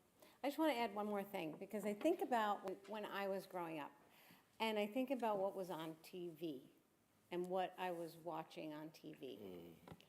Entertainment was entertainment. There were those shows that I watched every, Friday night, if I was home and, I was watching this, or, I was watching Friends, or I was watching, there was all through my life.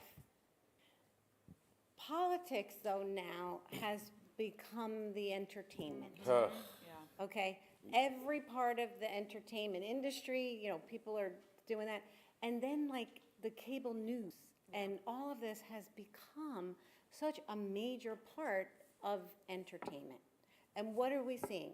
Everybody's fighting all the time because different opinions and people are talking over each other and there's this and there's that and it has just invaded like every aspect of life. So you have to just really try to take a step back and realize that, yeah, some people, this is entertainment and they're getting ratings and making money and doing what they're doing to foster this adversarial feeling that we have about each other. And so it's important to step away from that, sometimes. And real quick, just We're both just like, because I know the clerk is always I like jogging know. stuff in her head. But when she talks about ratings, right? I want you to think about your news networks, right? Because not just entertainment that looks for ratings, your news networks look for ratings too. So if they can get the most juicy story that's going right now, they want it. And if they have to twist a couple of the facts to do so, they'll do it. Because they know you're going to watch it and you're going to get on the phone or you're going to get on Facebook and say, oh, this is what happened today, without knowing all of the facts, right? Because it's sound bites and it's just quick clips. And it works in politics, and so that's why people use it.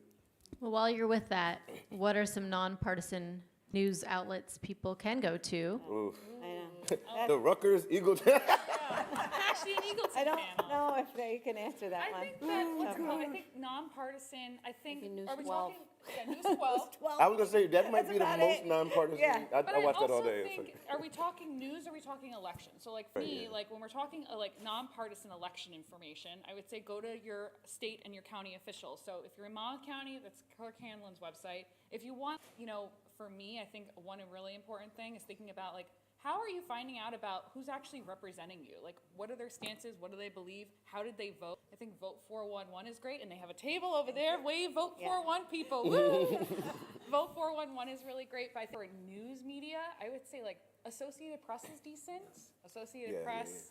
For Reuters, for New Jersey, probably News 12. I'm trying to think of other nonpartisan. It's hard. It's getting harder and harder because when you were talking earlier about 9/11, Insider, Insider's good. about like 9/11 and CNN, I was like, was CNN even like really as big as it was now though? No, It wasn't because no. then it was just. Well, it was a lot of like straight. It wasn't was as just much like- politics. it wasn't. No. It was like just straight news. Straight news, But but it's it's- entertainment, Yeah, right? You it's a have sound every bite. night. It's entertainment news. The So, NPR. Like, you have the pundits. and NPR stuff is like that. NPR is good. I necessarily wouldn't agree with that, but Yeah. And I also think for like print news, I think even that's difficult as well. I think like the your most- local papers your local are better. stuff, yeah. Your Star-Ledger, coaster. entry.com. They're still. The New Jersey co-star, the Globe is coaster. pretty the- good. New Jersey Globe is good for political news, Yeah, and they seem to Insider be New in the Jersey. middle. Yeah. Yeah, inside of New Jersey is New probably Jersey good. Monitor, which is new as well. See, I would disagree with I'm looking at some of your faces, and some of you are like, "What Who site are is these that?" people? Right? Like, what is that? But it's, I a think, lot of like, the political people It just is know hard about to them. find, like, It's straight, hard, and I would, news. based off everyone's response, just say, maybe read both sides. Yeah. Right? Do your Yeah. research. Just, Absolutely. yeah, it helps you understand the perspective. I think we're only down to 3 minutes, so maybe just some quick closing remarks and any advice if there is an issue someone really cares about. What are some quick things they could probably do to advocate for them? So, if there's something that you really care about, I would encourage you to find a nonprofit organization or another type of organization that's out there doing the work so that we're not reinventing the wheel. If you are concerned about, things like equality, right? There's organizations like Garden State Equality. There's organizations like Our Revolution, actually, is one of the organizations that I'm a part of. It's partisan, so, well, not really partisan. It's a progressive organization, and they do support Republican candidates as well. So I can't really say it's a partisan, but it leans progressive. And I'm running out of organizations. League of Women Voters, right? Excuse me. There's a League of Women Voters. And, I mean, growing up, for me, the only 411 I knew about was the 3 digits you dial to get a number to food or something, right? Yes. And that's long gone, right? Now we have Google. But these types of organizations weren't really around, when I was coming up as a kid. So I was one of those kids that came right out of high school, got politics, Didn't know too much about it. I just knew that 9/11 had me upset and no one had answers, right? And so when I started looking, the first thing that actually came up was Congressman Pallone. I don't know if it's because he's been there for a while, but it was the first thing that came up. And so I said, well, I want to know who my congressperson is. And so I made my way over to his office and I got involved. And again, I'm that guy that I don't want any of you, you all are great people, but I don't want any of you making decisions for me, right? You can join me in making that decision, but you will not make it on my behalf, right? And I would love for you to think that way when it comes time to your vote, when it comes time for you to put your vote, whether it be in the drop box that we have, or you go do it in person, or you drop it in your mailbox, which we should be careful with these days because mailboxes are getting robbed. But besides the point, don't let other people make decisions on your behalf. Whatever it is that you believe in, stand up for it, right? If you believe in abortion, stand up for it. Equity, stand up for it. If you believe that there should be no politics, stand up for that, right? But if you stand for something, if you stand for something, you fall for nothing. How's it? It's messed up the whole saying. Stand for something. You stand for nothing, you fall for anything. Yeah. Right? And so, just take that. Yeah, right, yeah. So just take that next step. Get engaged in whatever it is. I want it to be a board or a commission in your town, but I might not have it my way. But get engaged in something and make sure you put your best foot forward and do the best that you can. I think for me, it's like, just don't underestimate the power of something so small, I think. I think that, like, oftentimes, I know for myself, when I was around your old age, about 18 or so, I didn't feel like I had the ability to use my voice because I didn't know how to get started. So first, just get yourself educated. Find out about, like, the opportunities available for you. And if you can vote, if you're eligible and you're registered to vote, make sure that you go in a plan to actually go and do it. So that's one small thing that you can do. And you get a sticker at the end of it. So I know Monmouth County is decent with their sticker access. Yes, I I had to make a big investment in stickers. I know, but a lot of Very times- expensive. Exactly. Oh, I'm here for it. What's it called? But I think don't underestimate the power of something really little that you can do. Maybe it's just having a conversation with a friend or a parent. I know Thanksgiving is coming up. We're all worried. But maybe it's just, starting to just start small, I would say. Don't underestimate that power. And I think as well, just like remember that it's your community, it's your world. And, eventually you all are going to be our age eventually, God willing. But I think that make sure that you're a part of that community. If you see a problem, address the problem, even if it's just, something really small and tiny to get started. We have stickers over there. I didn't bring any stickers. We do have them. If you come to Eagleton, we'll give stickers. From working with young people, I know that there have been an awful lot of them that look at the future pretty darkly right now. And I think what everybody is saying is if you start small, you'll get a sense of empowerment and you can grow from there. So you don't need to do something big, just one small thing. And also, take care of yourself. Take care of your mental health. If it gets to be too much for you, look for help. You can always rejoin the fray. You don't have to do it every single minute. Yeah. You come first. Yeah. I would echo, the sentiments. I think that, just the words, show up are really, really important. So many people today don't show up. Yeah. If you show up, you make a difference, whatever it is. I've been involved in more political campaigns than I want to admit to. But it's the people who show up that make the difference and who are listened to. So that's really important part of it. Do something. When I started off this journey that I'm in right now, as I talked about, I just wanted to lick a stamp, and that was empowering for me. But because I showed up, people came to me and said, "Oh, you're good at licking that stamp. If you think you could actually stuff the envelope too, I can do that." My legal degree helped me with all of those things, but showing up is so important in society and politics and all of that. And the other thing I would say is learn who you need to go to get what you are interested in. I can't tell you how many emails come across come into my inbox that are, Clerk Halen, we need you to, do this, that, or the other thing. And it's like, Something unreasonable. I'm not allowed to do that, you know. So it was like a wasted effort on the part of the person when that person really needed to go to Vicki Flynn, you know, or Congressman Pallone's office. Yeah. So like learning the different levels of government and who does what, that's really important too, because you don't want to be wasting your efforts. You not have to know, okay, I have made this effort to show up or make the connection. Am I going to the right place? Am I going to someone who actually can do something about what I'm passionate about? Yeah. So. Thank you. That was great. And run for office. Oh, yes. You're never too young, right? That's right. What Congressman Maxwell Frost just won. He's like 24 or 25. Yeah, Out in Florida, right? So you are never too young to run. I mean, candidates have won at 18, so Yep. encourage you to do that too. And maybe you can start at school board. Yeah. Wink, wink.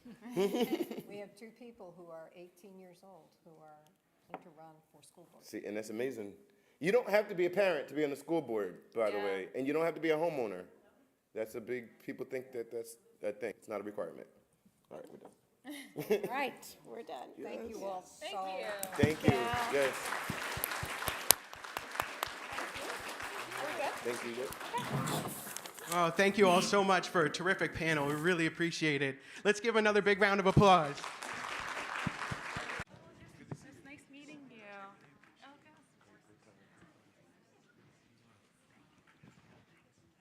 Thank you so much. It was fun. Thank you.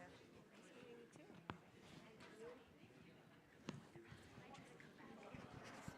Okay, thank you. Lorraine, you ready? Yes. Do you want to use this one? I have friends with high political. Awesome. Okay. Ready? Here we go. Ladies and gentlemen, I can't even believe this, but she's here. Please welcome, not yet, not yet. Almost. So while we're waiting, I wanted to say a few words. Over here, we have Information Table Alley. There's going to be some more tables come in that are going to be set up at lunchtime. Lunchtime is going to be prime time for viewing the tables. You'll be able to get connected with a lot of great resources, including voting resources, college resources. We have a table for political science. We have a table for honors. We're going to have several tables for environmental issues coming up as well, which is going to be fantastic. I know you're interested in those. At the tables, you'll be able to, every table you visit, you'll get a raffle ticket. And on the raffle ticket, write your name, and then you put it in the prize box up front.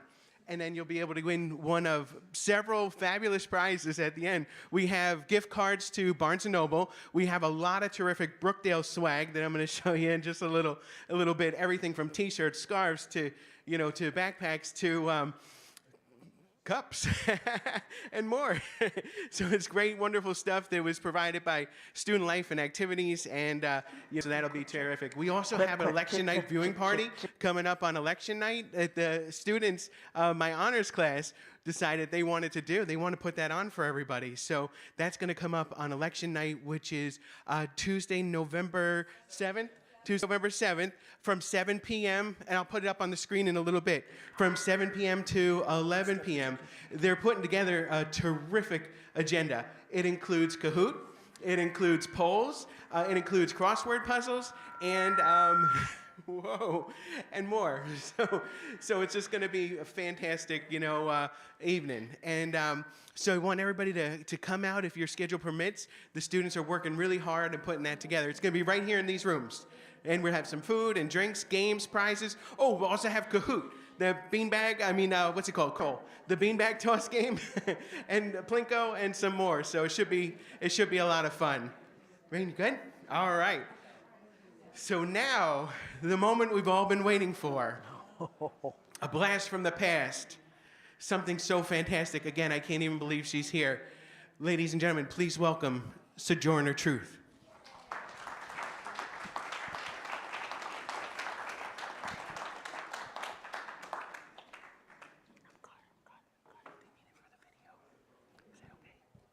As long as we don't have feedback. Okay. Good morning. Before I bring you my words, y'all look different to me, so I want you to close your eyes now. I want you to really think hard about a long time ago, 200 years ago or more. Think about all you could do was talk to your friends face to face, one to one. Wasn't no phones, telling nothing. Phone, vision, none of that. Only newspapers. Only wagons and horses. Oh, maybe some locomotives. In 1851, traveled to a conference in Akron, Ohio, a women's suffragist conference. Now, it was about women and women getting the right to vote, but they didn't want women to be there. It was mostly men in that audience. And the women that were there were not very happy to see old Sojourner. So I want you to imagine you're in a big old church, hard wood benches, no microphones, and some people with some real firm convictions. Now you can stop imagining, because I'm going to take you right there. When I came in,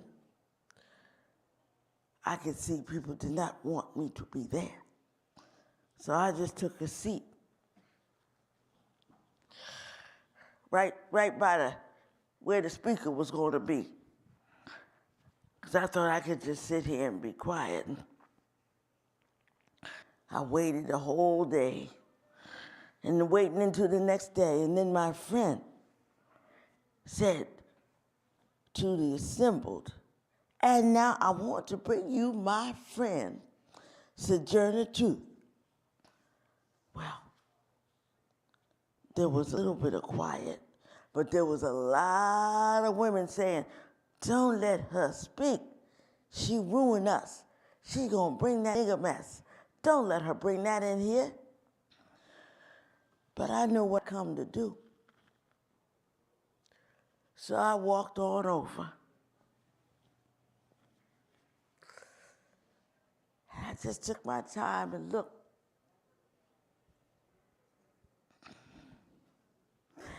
Well, children, where there's so much a racket, you know, there must be something out of kilter. Now, I thinks twixt the niggas in the South and the white women's in the North, oh, the white man gonna be in the fix pretty soon. Yeah. But what's all this here talk about? Now, that man over there, that man, he say, women ought to be helped into carriages and carried over mud puddles and give the best place everywhere. Well, ain't nobody ever helped me into no wagon or carry me over no ditches or give me any best place, and aren't I a woman? Look at my arm. I have plowed and gathered in the farms all across the land. I could work as much as a man and eat as much too when I could get it. When I could get it. And aren't I a woman? I bore 5 children, feared to see them all sold off due to slavery, and when I cried out in my mother's anguish, none but Jesus heard me. And aren't I a woman? You know, then they talks about this thing this thing in the head, just give me a minute now. Just the intellect, that's what they say. They talks about the intellect. Well, what that got to do with women's rights or niggas' rights either? If my cup don't hold but a pint and yours hold a quart, wouldn't you be mean not to give me my little half measure full? Ooh. Mm-hmm. And that man, that little man right over there. Mm-hmm. Yeah, that little man, he said, women can't have much rights as men because Christ want a woman. Christ want a woman. And I say, where did your Christ come from? Come on now. Where did your Christ come from? Come from God and woman. Ain't had nothing to do with you. Now, I think that if the first woman God ever put on this earth could take it and turn it upside down all by herself, Mother Eve, you know, then all these women together ought to be able to take it and turn it around right. And now that they's all here together, who y'all men's better let them. Well, that's all I got to say. Old Sojourner, thank you for letting me share on you today.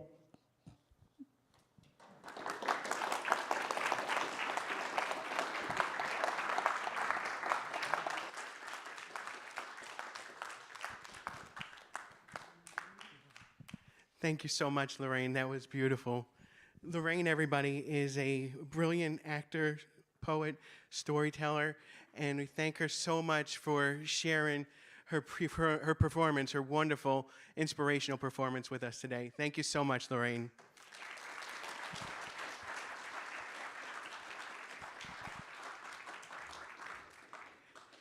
And now we want to keep it moving, and we want to segue right into our next panel, Civility in an Uncivil Time. And I'm going to welcome all of our panelists and our moderator to the stage. Joining us with this terrific panel, everybody, is Assemblywoman Vicki Flynn from the New Jersey General Assembly. And we have Councilwoman Danielle Jones from the Borough of Eatontown. We have John Francis Roman, Councilman for the City of Linden, also Director of Communications for Aberdeen Township. I think the communications part comes in real handy with the next thing I'm going to mention. Samantha De Almeida Roman, President and CEO of the Associated Builders and Contractors of New Jersey. And actually, I think I'll leave it at that. I don't want to give it away. I'll let them give it away. And then, of course, the director for the Rybovich Institute for New Jersey Politics at Rider University, also one of our outstanding adjuncts here for Brookdale in our Department of Political Science, Micah Rasmussen. Everybody, thank you so much for being a part of this. We really appreciate it. Well, you're lucky to have a panel that practices civility every day, and they are maybe the exception. I thought, and what I talked to the panelists about was, maybe we could start with some of the obstacles to civility. What is it that's getting in the way of civility in our politics and in government? And I'm just going to throw out an example, and then I want to fade into the woodwork because they're really the ones who are going to carry the conversation, and maybe all of you as well. But I want to get the juices flowing, right? So Governor Murphy was not able to have his office in the State House. For most of his time in office, he was not under the Gold Dome. So that meant that he was physically separated from the legislature, and that was because the State House was under renovation for most of the time.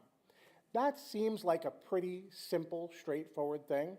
If you talk to people who follow state politics, that prevented him from having an immediate walk down the hall, talk to the legislators relationship with people in the same building.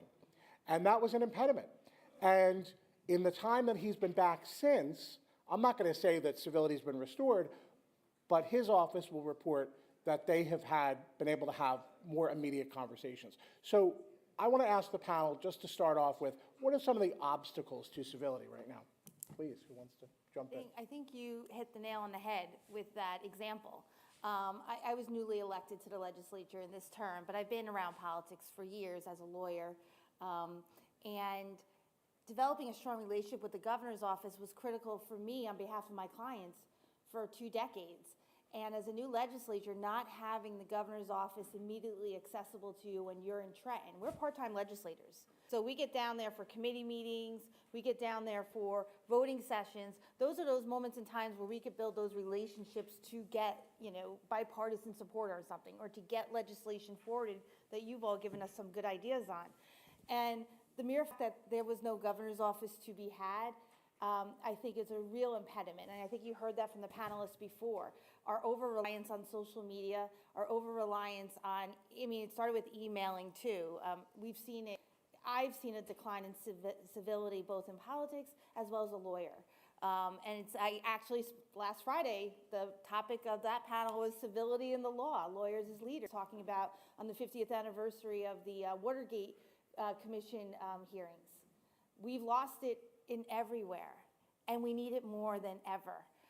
So for me, I stick by my code.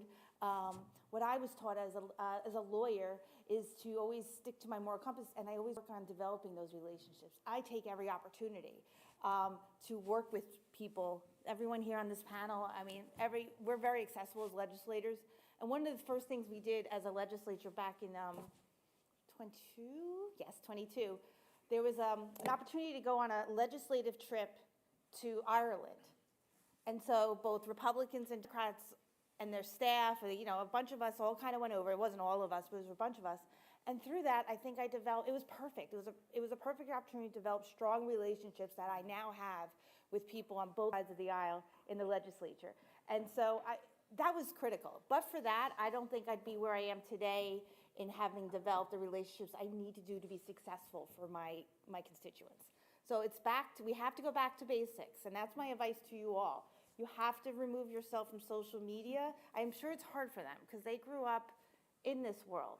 I love libraries. I still love sitting in a library and reading the books. So you gotta really, where it was natural to some of us here on the panel, because these two are still young. They probably grew up in social, they're all young here, the rest of you all.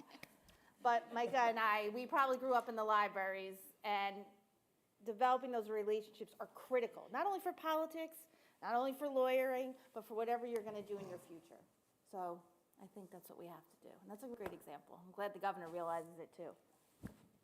I'll go next. So just to touch on something that the Assemblywoman said, probably the biggest hindrance that I see in civility is social media. It plagues all of us. I know that I'm guilty of scrolling. I just had a baby 4 months ago, and I should be spending more time looking at her, and here I am looking at this phone. So making a conscious effort to put that down. And additionally, people say things on social media that they wouldn't necessarily say to your face. It removes that barrier of civility that you have to look into somebody's eyes and say that and maybe see the hurt on their face. I work with a lot of people. I'm a lobbyist as well, so I work with elected officials throughout the state. I work with a lot of people that I don't necessarily agree with. It's my job to oftentimes explain my position, and maybe we get to a point where we can agree to disagree, maybe get to a point where we walk away and we don't agree at all. And then sometimes we're together. But at the end of the day, how I think about it is just because, say, an elected official is not somebody that's my ally, doesn't mean that they're not a good father, doesn't mean they're not a good husband, it doesn't mean they're not a good human. You have to remove that business aspect from a personal aspect, and that's the part that helps me. In my opinion, I think the algorithm, our social media algorithms, is the biggest obstacle for civility in our discourse, in our government, in our world right now. As the clerk had touched on before, the algorithm essentially is taking in all of what we watch, what we spend more videos on, the reels that we spend more time on, the stories that we spend more time on, and they're taking that into account and keeping you viewing those specific stories to keep you on your phone so they can show you another advertisement. And if you watch your screen time, I bet you everyone in here over the last couple of years, your screen time has gone like this because these devices are purposely trying to keep us on them. So if you end up watching a video about, I'm going to go back to January 6th because everyone stopped what they were doing, whether at work or not, and saw what was going on. And after that, there was a divide of which side you agreed on. Should they have, ran into the Capitol building or should they have not? And these videos with misinformation on both sides just kept coming out, and all people do is scroll and scroll and scroll. And then that further divided everyone. And that is happening all around us all day long, whether we know it or not. And I think the most important thing is to really understand policy. My wife, Samantha here, and I are both intricately involved in policy constantly. We studied it. She's got 2 master's degrees. We've both been in this career for 10 years. And the reason that we have civil discourse and are able to be married is quite frankly because we understand policy, and we're not going to sit there and let our algorithms, let what people say on social media get the best of us. I'm a registered Republican. He's an elected Democrat. Yeah. Inter-pillow talk. It is. But we also agree on a lot of the same things because we really do have a good grasp of policy and understanding, and we don't let inflammatory things that people say out in the public get the best of us. And you shouldn't either. That's one of the most important things you should take away from this conference. I'm going to try to approach it a little differently. I am a person of faith, so I think of the golden rule, do unto others as others you want done to you. So as an elected official, I have 13,545 residents as per the census in 2022, which means I have 13,545 children. You may not have voted for me, but I represent all of you. And there are times, y'all test my patience. Let's just be honest. And even just this week, after a council meeting, I dealt with a rather rowdy resident. And I'm not gonna repeat what I said after he left because it wasn't nice. But I was just like, dude, it is 10:30 at night. I am trying to go home. You know what I'm saying? But his concerns were valid, just like my concerns are valid. So you have to learn how to balance those things. And I think the biggest challenge we have in terms of civility is we talk at and not talk to. We're talking to respond and not listening and hearing. So I even have to slow myself down and say, well, what were they trying to say? Where were they coming from? And just because we may not agree politically does not mean I see you as an evil human being. I don't believe in that. I really don't. I believe as long as you see me as a human being and you treat me with respect, I can work with you. And I think that's one of the biggest challenges. I am a social psychologist by training. I actually got my associate's degree from Brookdale Community College. And I'm very big about conversations. And I feel that's becoming a lost art. And I'm not saying social media is bad, but technology advances faster than human beings do. How do we learn how to use it? So for me, I still utilize social media. As a matter of fact, I am running for re-election right now. We're very active on social media, but I have limits on my phone. So I put limits on how often I'm on social media. So after a certain amount of hours, I'm done for the day. So that's why I tell people, if you want me to know something, you better call or text me. Please don't post on social media because I probably won't see it. And if you don't have my information, maybe I don't want to talk to you. Just putting it out there. But there's got to be a way to have conversations. And you got to meet people where they are. Not everybody has a cell phone. Not everybody has access to reliable internet or Wi-Fi or a computer.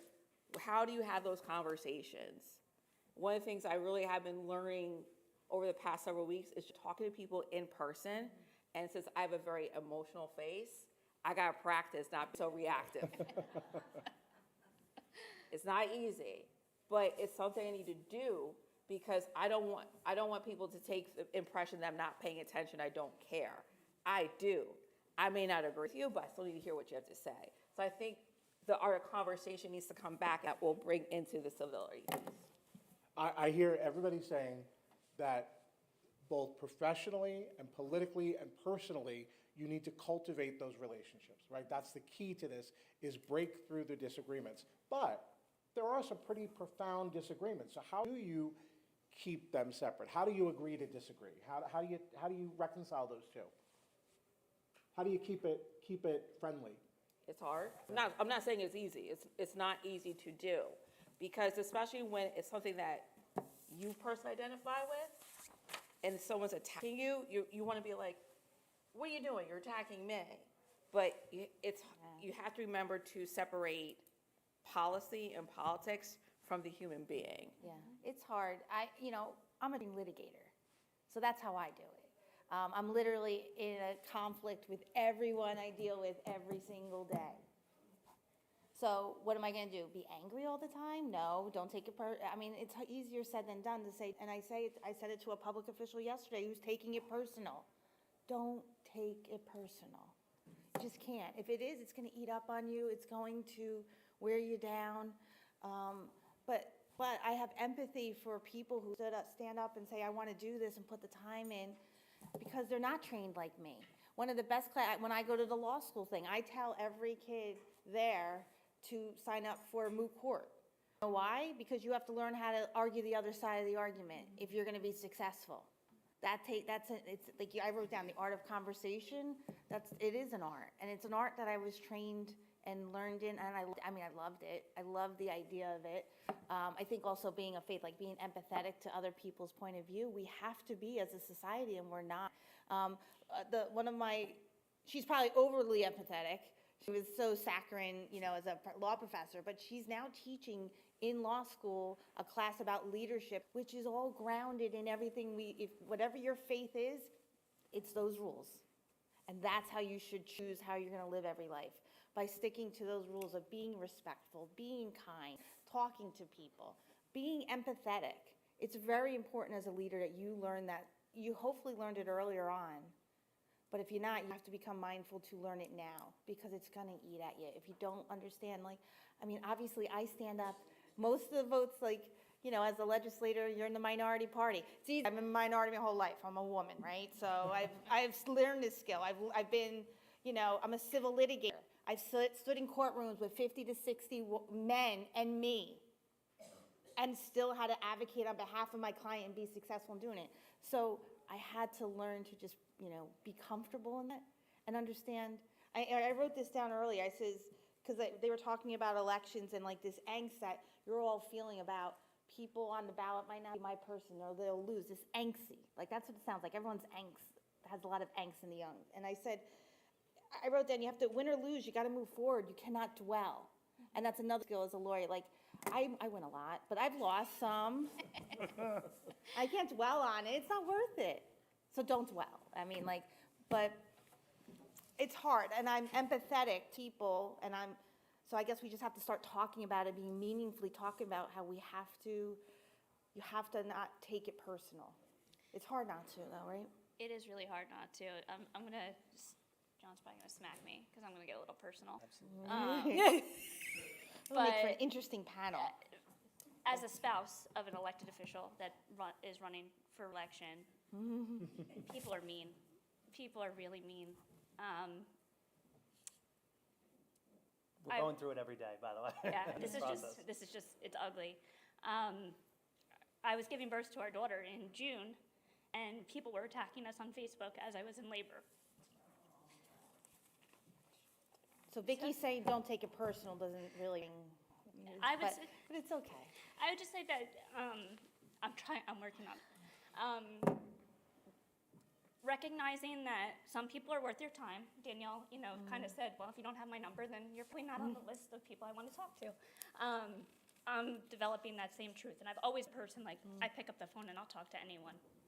But recognizing there are bad people that do not hold you as a human and want to dismiss, whatever you have going on in your life, no matter how paramount that may be, it's critical to your mental health to also weed those people out. Not everybody is going to have the civility that you have, and I call life suckers. That's my nice term for them. but picking them out, pointing them out, and then extending energy to them is really what I'm telling you to do, but it's harder said than done because I do it. Civility is a two-way street. It requires parties to be civil, and you guys are growing up in a world that's ever increasingly less likely to happen. So as that said, we've been under attack, and that's what, so is Vicky, and so is anyone that's running for political office. Sooner or later, you're going to be under attack. I've learned to not respond with more negativity. You're not going to get your point across on Facebook.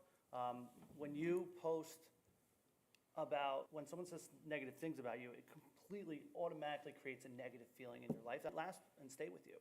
And you get a dopamine hit and feel better when you return with a negative response, and it really does nothing. So as for us personally, we're under attack. But I don't do my talking on social media. I do my talking in the street. And when I get 85% of the vote in 2 weeks, that will rain loud to the people that harmed us. And that's that. And the people that attack us, they're not have our phone numbers. And that's it. However, I would never hold anything against anyone that may vote that way. I serve 4,500 constituents, and some of them used to support me, and some of them have that guy's sign up. And that's okay. Everyone's allowed to make their own personal choices. And that's the best part about the political process, that afterward you have to have empathy and come together and talk to your constituents and talk to the people that you can move forward and get policy through and legislate. And just to follow up on that, the way I can stay civil is I enforce my boundaries. Figure out what your boundaries are and enforce them with love and kindness and respect. You're really good at taking care of yourself. I've gotten better. Thank you. No, when you text you at a time when you're not taking text, it says, "I'll get back to you later." I've learned to get better with that. So, as example, as Micah has said, if I'm driving, my phone do not disturb, and you'll get a reply text message because I got to focus on the road. My phone's on do not disturb from 10 p.m. to 6 a.m. You will not call me. I do not want to be your first call. I should be maybe number 4 or 5. But what can I do to help you in an emergency or a crisis? And Samantha, I can't even describe how I felt, because I remember last year, for 6 months of the year, my mother was in the hospital with a health crisis. And I remember I would be weeping on the days at council meetings because I didn't know what was going on. And then as soon as she got better, guess who got COVID? Me. And I missed a full month of council work. And I remember how emotionally drained I was. And what people have to understand is, as elected officials, whether you voted for them or not, we are still human beings. We are still people. We still have lives. And we have other responsibilities, right? And if they can't see that or respect it, that is not the people you need to devote your energy to. And that's when you get nasty, when you're not you personally, but that's when our reservoir runs dry, when we're not taking care of ourselves, that's when we're more likely to fire it right back, right? Exactly, because I know when I was tempted to respond to that resident on Wednesday night, my reservoir was low. Campaign season is not easy. It is a month-long job application. You are trying to convince a majority of people to vote for you. And there's going to be some people that will be up in your face and cuss you out and question your humanity. And you have to, depending on how you identify, respond. But I think we need to do better to prep everyone to be able to deal with this. And it's making me think about what we need to do as parties to protect each other. I guess there used to be an unspoken rule. That was easier to enforce without social media, but it doesn't exist anymore. And I think we, as leaders of our parties, need to do a better job, like doing the class that Professor Francisi's doing for lawyers. We need to do that for public officials, because really I don't care if you don't like the way I look, who I'm with, what I do, my family, It's none of your business. Like, I did have someone, I usually don't respond. Like, so Twitter, I kind of just put stuff out, and you'll know where my point of view is, and you can make a decision as to whether or not you agree with it, and that's fine. But if you're going to go comment and I'm not responding. So that's how I deal with that. I'm not responding. I put out there so you know on some public issue my thoughts, my thinking. You should know that. But otherwise, I'm not responding. I'm not going back to back to back to back. I'm not doing it. I don't do it on social media. I don't do it. So if that's the advice, I would probably give public officials, don't. Use social media to kind of share what you need to share so people know, and don't respond. We unfortunately can't turn off comments. So that's the problem because of the First Amendment, which I love. So I love the First Amendment, and I tell people beware, but you don't have to respond. You have to try not to look at it, because it can consume you. And once it starts consuming you, you're going to get your off the ball, and then everything's going to fall apart. I tell Samantha all the time, just don't look. That's it. 12 days ago, let's go. Don't look. Doesn't work. It doesn't work. But You look after he wins. I've learned to do it a little differently. For years, I was on social media. No, let's do it like this. We can do it better. And you're not going to get anywhere. Something I've always been saying for the last couple of years, if you get sick, you're going to hire a doctor who's state certified and went to school for a long time. If you get in trouble, you're going to hire a lawyer. Law offices of Vicki Flynn, available anytime, Huntsville, New Jersey. If your house is on fire, you've already hired a fireman, and he's going to come because that's his job. He's certified to do so. No one is certified in policy, and thus 2 master's degrees, 12 years in policy. Well, my buddy Mark on Facebook, who dropped out of high school, already knows more about policy than we do, and will make sure it's known on Facebook. Going back and forth with them is not productive.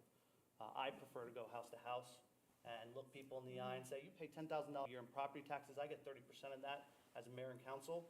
How can I make it work for you? What do you need? They missed your garbage, they'll be there in 10 minutes. You need your tree trimmed, see you tomorrow, we'll have it done. You need a new sidewalk, we're gonna do that for you. Streets hasn't been paved since 1980, guess what? It's on my capital budget next year. And that's how I've proven, that's how I wanna make a difference in people's lives. And I promise you, you're not gonna make the difference on social media. So do it in the streets. If you get on these boards, if you wanna run for office, yes, social media is important, put your view and everything and show your platform, but make the difference at the doors, because that's what people want nowadays. That's the empathy that people want. We all just watched a real mess in the House of Representatives for the last month, right? And tried to pay attention, knowing this panel discussion was coming up. Why? What's the difference? Why didn't this happen before? Why is this happening now? Why is this an uncivil time? And one of the things that comes up is that our lawmakers weren't always as busy. They're on the phone around the clock raising money. They have call time every hour, right? I mean, I got to raise more money. Stop talking about it. Right. But that's time that you can't have a conversation. When you're on the phone raising money, you can't talk to your fellow lawmakers. You can't have that moment in common with them, right? There are some hardwire things that sort of keep us apart. John spoke, we all did, and John spoke very eloquently about social media being something that keeps us apart. There are other things. You've all mentioned campaigns. Campaigns at this moment are not about a single conversation. They're not about the best idea. They're about who can talk most effectively to motivate their own voters to come out. So yes, we're talking past each other, but we're talking past each other by design, talking about completely different issues out there than our opponents are talking about, right? Because they're motivating their voters and we're trying to motivate our voters. So we sort of keep on missing each other, right? How do we not miss each other? How do we, all these factors are stacked against us having these common moments. I think it goes back to the whole boundaries conversation. Like, how are you going to personally cultivate those relationships and build them? Because my ways may be different from Samantha and John's, as well as the Assemblywoman Flynn's, right? I speak to a lot of different people, especially at church, on council, grad school. Like, there's so many different ways I connect with people, and I code switch. I'm not gonna lie, like I do, because the way I speak to younger adults is different when I speak to my elders. It's just that simple. but you have to know what your boundaries are and enforce them. There's been times where I walked into spaces and people did not believe I was an elected official. So my first one was, well, what is elected official supposed to look like? And then that was my first question. And then I had, like, well, is it because of my race, ethnicity? Is it because of my gender? Is it because of my age? Is it because of my, like, I just, let's have some conversations. And it was hard to do at first because I wanted to just respond. But I think that's the quickest thing we can do. And this is where also meditation, because I meditate on a daily basis, slow down.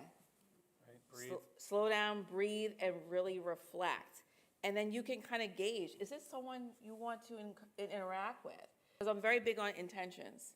If I think your intentions are good, I'll probably talk to you. If I don't think your intentions are good and you're just trying to get a rise at me, leave me alone. I don't have time. I do not have time. But these are all different conversations. Like, your boundaries are different from what my boundaries are. And I'm not here to tell you it's right or wrong. It's different. I am a single woman. I don't have children. So my boundaries are different than what Samantha's would be, and what Jonathan's would be, and what Flynn would be. It's different. But I'm not here to say, well, my boundaries are better or they're worse. It's just different. Can we respect it? I think that's the key. Respect. So how do we get our point of view out there so everyone knows? I think communication is critical. Like, so on the flip side, we do have so many means by which we can communicate with so many people all at once that we didn't have 20 years ago. We didn't have 30 years ago. So I developed a communication habit with my, if I interact with you at some point, you're going to get on a list and you're going to get my monthly newsletter so you know where I'm at. It then gets posted on social media and you'll see where I'm at. So I'm always putting out there what I'm doing. It's also critical when you walk, for me, I found, when I walk in the room, sometimes I'll see like all of the electeds all in a corner, all talking to them. I don't talk to them. I go talk over here to these people I never met before and I talk to them. Because that creates, for me, little liaisons out there that will then go and talk about, this woman I met, Vicki Flynn, she's great, blah, blah. That's the other skill that I use to get my message out there. Look, at bottom, I am sincere, I am genuine, I'm gonna call it like that's it. That's where I stand.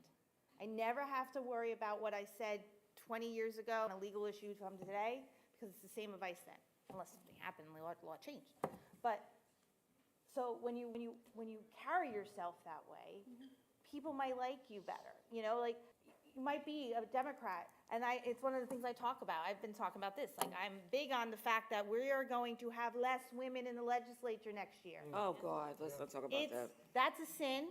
I'm sorry, it's plain as day. Yeah. It's a huge step back, huge. We just had the biggest, we've reached a high water mark. We're at 34% of women in the state legislature. It's 2023 people. 30, we're okay with 34%. Everyone was celebrating. I'm like, all right, yeah, that's great. But now we're going to be, I don't know, it's low 20%. Probably, yeah. And so I say that talks on both parties, on both your houses. That's a sin. That should not be happening. We should not be in the low 20% next year. When I start going into the legislature, there's only going to be 20-something% of us, a low 20% of us that are women. That is a huge problem. I'll be louder. I'm going to be screaming about it. But it's really important that we have everyone represented in that legislature. And you want to get things done. Everyone's frustrated about the fact that things don't get done. I'm telling you, my Democratic colleague, female colleagues would say the same thing. If we were all put in charge for a week, we'll get a lot of it done. If we let the men take a week off. But the other thing I say, and my Democratic colleagues agree, I said,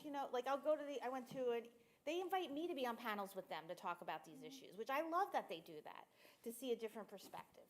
And people say, well, and then we'll have a little cocktail party after. It's like, you're great. I'm like, yeah, I bet you never voted for Republican. Let me ask you this.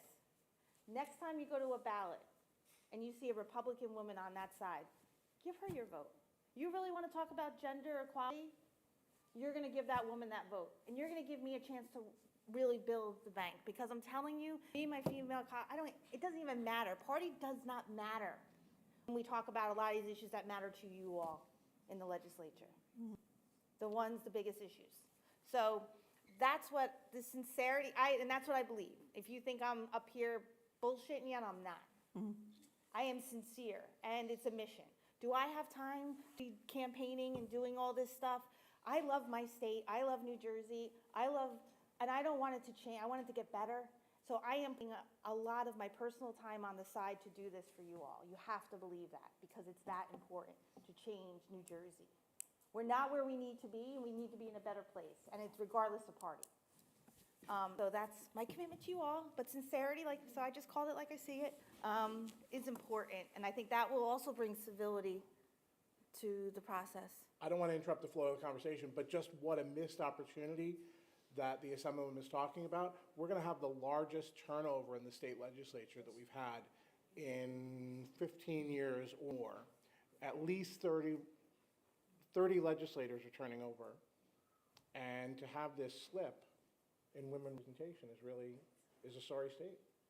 And just to lift that up, there is also through Rutgers, the Center for American Women in Politics.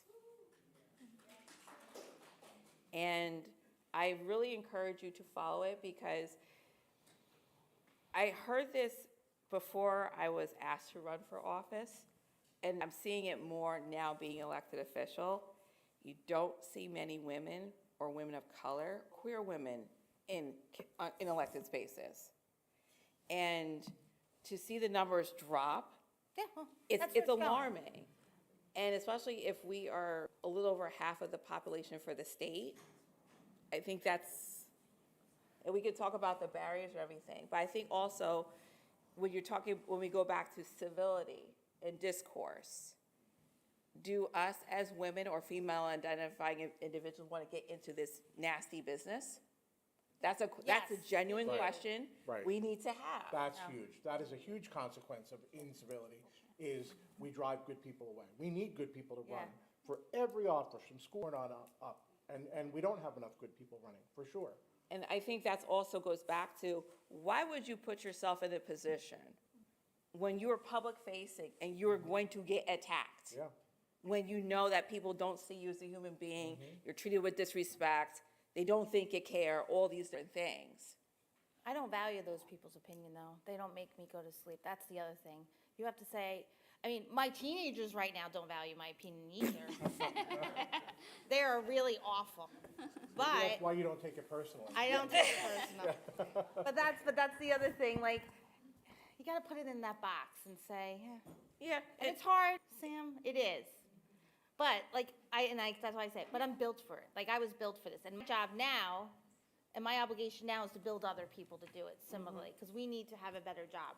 And I hope Rutgers reaches out to me, because I've been the biggest advocate. And I'm a Rutgers grad, by the way. And I'm the biggest advocate. And that was one of the other things that taught us all civility. Going to Rutgers and being surrounded by the most diverse opinions on every class allowed me to be where I am today. But Rutgers hasn't called me to talk about this issue yet, so don't cheer yet. Don't cheer yet, because I believe, that I tell everyone, my ability to be a successful lawyer started at Rutgers. I came from a town of 2,800 people. And then I went to a school of 50,000. I went to every class, from poli-sci and English, with 300 of my best friends, right? And I had to succeed. And then you go to law school, and you have to do it there too. You have to listen to other people's opinions. Who cares if you have a different one? Why are you getting so bothered by it? Be successful in articulating it in a fair, respectful way so that maybe someone will see your perspective. And I guess we got to teach that. Yeah. Policy-wise, I will tell you, people look at us all the time, John and I, and they're like, how do you get along? And my sentiment is always, we can thoughtfully discuss things, and even if I don't agree with him, I can go to bed and be like, he's out of his mind. Happens often. At the end of it, I've gained a perspective that I wasn't aware of before. And it makes me better. It makes me sharper, because when I go out into the world and I encounter somebody with the same opinion that he has, perhaps I have a unconscious knowing of, okay, well, maybe they feel that way. Maybe they had the same experience, or maybe they have a different experience than he had that got them to that point.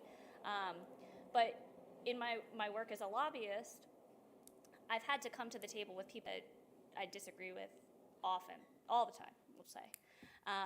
And trying to find middle ground has held me accountable for listening to other people's opinions. And if we both walk away a little bit unhappy, that's how we know we did a good job. So coming to the table, being willing to discuss hard things is absolutely cool. And it's not easy. There's times where I have to put my head in my hands and I'm like, well, you're not getting it. You're not getting it. I see it clearly and they see it clearly on their side, and we're trying to find a middle ground here. And sometimes you need a breather. But at the end of the day, even if you disagree on 90% of it, maybe it's in the 10% that you can agree on something and foster that relationship and start to build trust and a relationship there that will ultimately lead to other conversations. That would be my sense of the topic. By the way, if you guys need a lobbyist, she's the best one. She always wins. She always wins. She's been lobbying the state legislature. I've seen her in testimony in front of Vicky and the 119 other state legislators, and she's fierce, and she is able to have that conversation and also not take it personally, and conversations with legislators on the other side and like get things done, and that's what we need more of in the world. But I wanted to give a little bit of my background because I was you guys at one point going to Union County College. My aha moment, as you said before, was the election night in 2000 when 544 votes separated the entire last 23 years direction of this country. Al Gore lost to President Bush by 544 votes in the state of Florida, and thus that's how the election went, which changed the course of American history, essentially, or at least the last 23 years. And I remember fighting with my friends, oh, no, they cheated, or, oh, the Chad is, and it became kind of my identity at the time where I was a straight C student in high school. I went to one of the best high schools in the state, and I graduated 78th to 78th out of the high school. Went to Union County College at a 2.4 GPA. Went to Kean University after I got my associates, and I started in political science and history. I went up to a 3.8 GPA because I was finally learning what I was passionate about and what I had passion for. And that's something that you guys need to find what your passion is for, regardless, because then it doesn't matter if you make $500 grand a year. If you're not passionate about it, you're not going to be happy, and the money will mean nothing. And over the years, I went on to work for Senator Lesniak. I was an intern for Ed Potasnik for Congress, who's in the back room here, sir. Nice to see you. And I also went on to work for the Union County Freeholder Board as the chairman's aide. And then in 2017, I got sick of waiting, and I didn't wait in line, and I ran off the line and won a seat that no one expected me to win by working 20 hours a day for 6 weeks, as we all have know that's what's required in campaigning.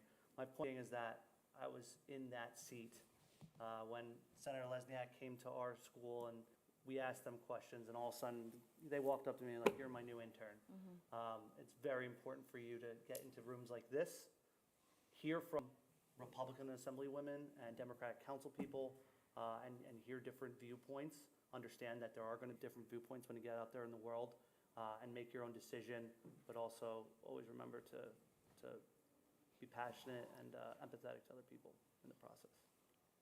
So one of the reasons why I think this discussion has been incredibly fascinating is that we can talk about structural things that we should change, but ultimately everybody focused on internal stuff that we should be doing, right? It comes within us to have the respect or to have the intentionality, right? And ultimately it is very interpersonal, right? Civility comes from within. I think it's not either or. There are structural issues that do play a role in hindering civility, but it's also internal. I think about one of the psychological theories, Rotter's locus of control. Is it internal or external?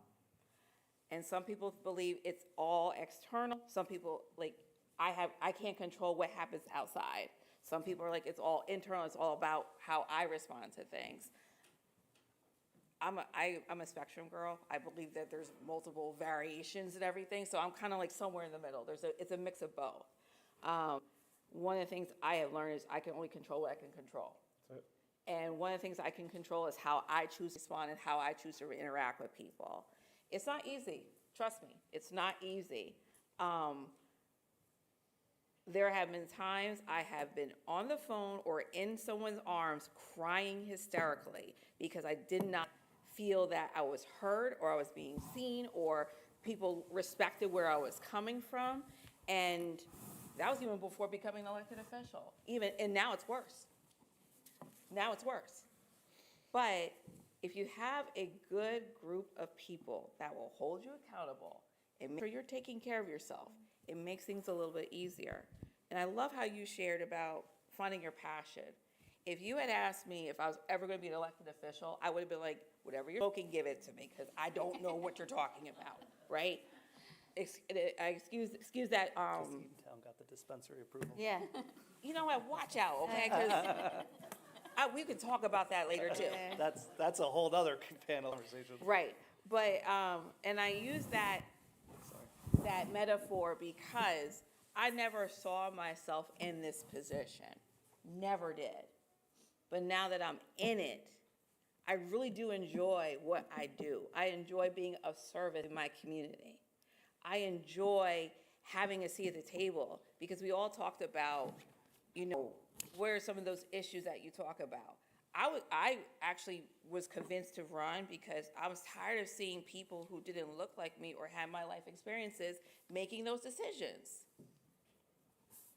And as Darrell eloquently stated earlier, if you don't have a seat at the table, you are on the menu. And I was getting tired of people making decisions for me that I had no say in. And it's also influenced how I work. I do connect with my residents all the time, but they also know I have boundaries. They'll say, don't call Councilwoman Jones on evenings and weekends. I'm like, this is great. But there are boundaries that I have to maintain because if my battery is low, then I can't be civil. Everybody has their own boundaries. Maintain your boundaries, enforce them, and make it clear to other people, like, this is what you can and cannot do. And that's fine. Like, I don't enjoy hearing that people are attacking John and Samantha during this campaign. I don't care what side of the aisle either persons are. Leave them alone. They're still humans. They're still married. They still have a family. How do you think other people see how you are attacking them? Because I think that's more of a reflection on you than them. That's just my personal opinion. I think there's a way to convey that you disagree with them without attacking their integrity or their humanity. And I think that's also goes back to the art of conversation. How can we do that? How are we able to do that? I don't have all the answers. I'm still trying to figure it out. But I think that's one of the things we need to do. I see hand raised. I know we're out of time, but please. My name's Joe Rotacco. I'm a practitioner of civil dialogue for about 15 years in a local interfaith group. And I want to point out an organization called Braver Angels. Yes. A national organization, about 10,000 strong, where they bring together people from both sides of the aisle to come together and learn from each other. Learn why you believe what you believe. Nobody's trying to change others' mind. We just can't start hating each other. So it's all about that. And I remember going to an event, and some people on the left were surprised that all the people on the right didn't watch Fox News. So it's going to get past stereotypes. And one tip, if you strongly disagree, don't attack the person. Just say, I disagree, and this is what I think. So you can express yourself without basically disrespecting other people. And I have a resource at Political Science desk for some tips on how to do civil dialogue. Thank you for that. Can I just add to that, though? I think it's important to not, use those cheap tricks to attack someone's point of view, which I hate which is done with a lot of times in the legislature, I have found. But it's also important as you're young, you're a woman, whatever you are, when you are getting personally attacked, you got to find out a way to respond to that. You shouldn't let people get away with it in those cheap attacks either. And you do it respectfully, but you shine a light on that. You just don't let people be able to talk all over you. Let's give our panelists, very thoughtful panelists, a big round of applause. Thank you very much. Jonathan, the floor is yours. All right, thank you all so much. Another passionate panel. Let's give them another big round of applause. Thank you, everybody. Thank you so much. Thank you so much. That was wonderful. All right, so it's time for lunch. I also want to remind you of a few things. Over there, we have tables for Brookdale. We have tables for the League of Women Voters, for Energizing Young Voters, a political science table. For our students, coming up is spring registration. We have our political science schedule over there if you'd like to check it out. We have a flyer for our election night viewing party. The prize box is up front. The only way you can put a raffle ticket there is if you stop at the different tables, all right? So stop over there and talk to them. We have setting up now, we have Environment New Jersey. We have the League of Conservation Voters. We have the Citizens Climate Lobby. And we have an honors table over there, too. So check them all out. The prizes are really great. Sweatshirts, T-shirts, scarves, and so much more. Cups, you name it. So thank you so much, everybody. Enjoy the food and enjoy the tables.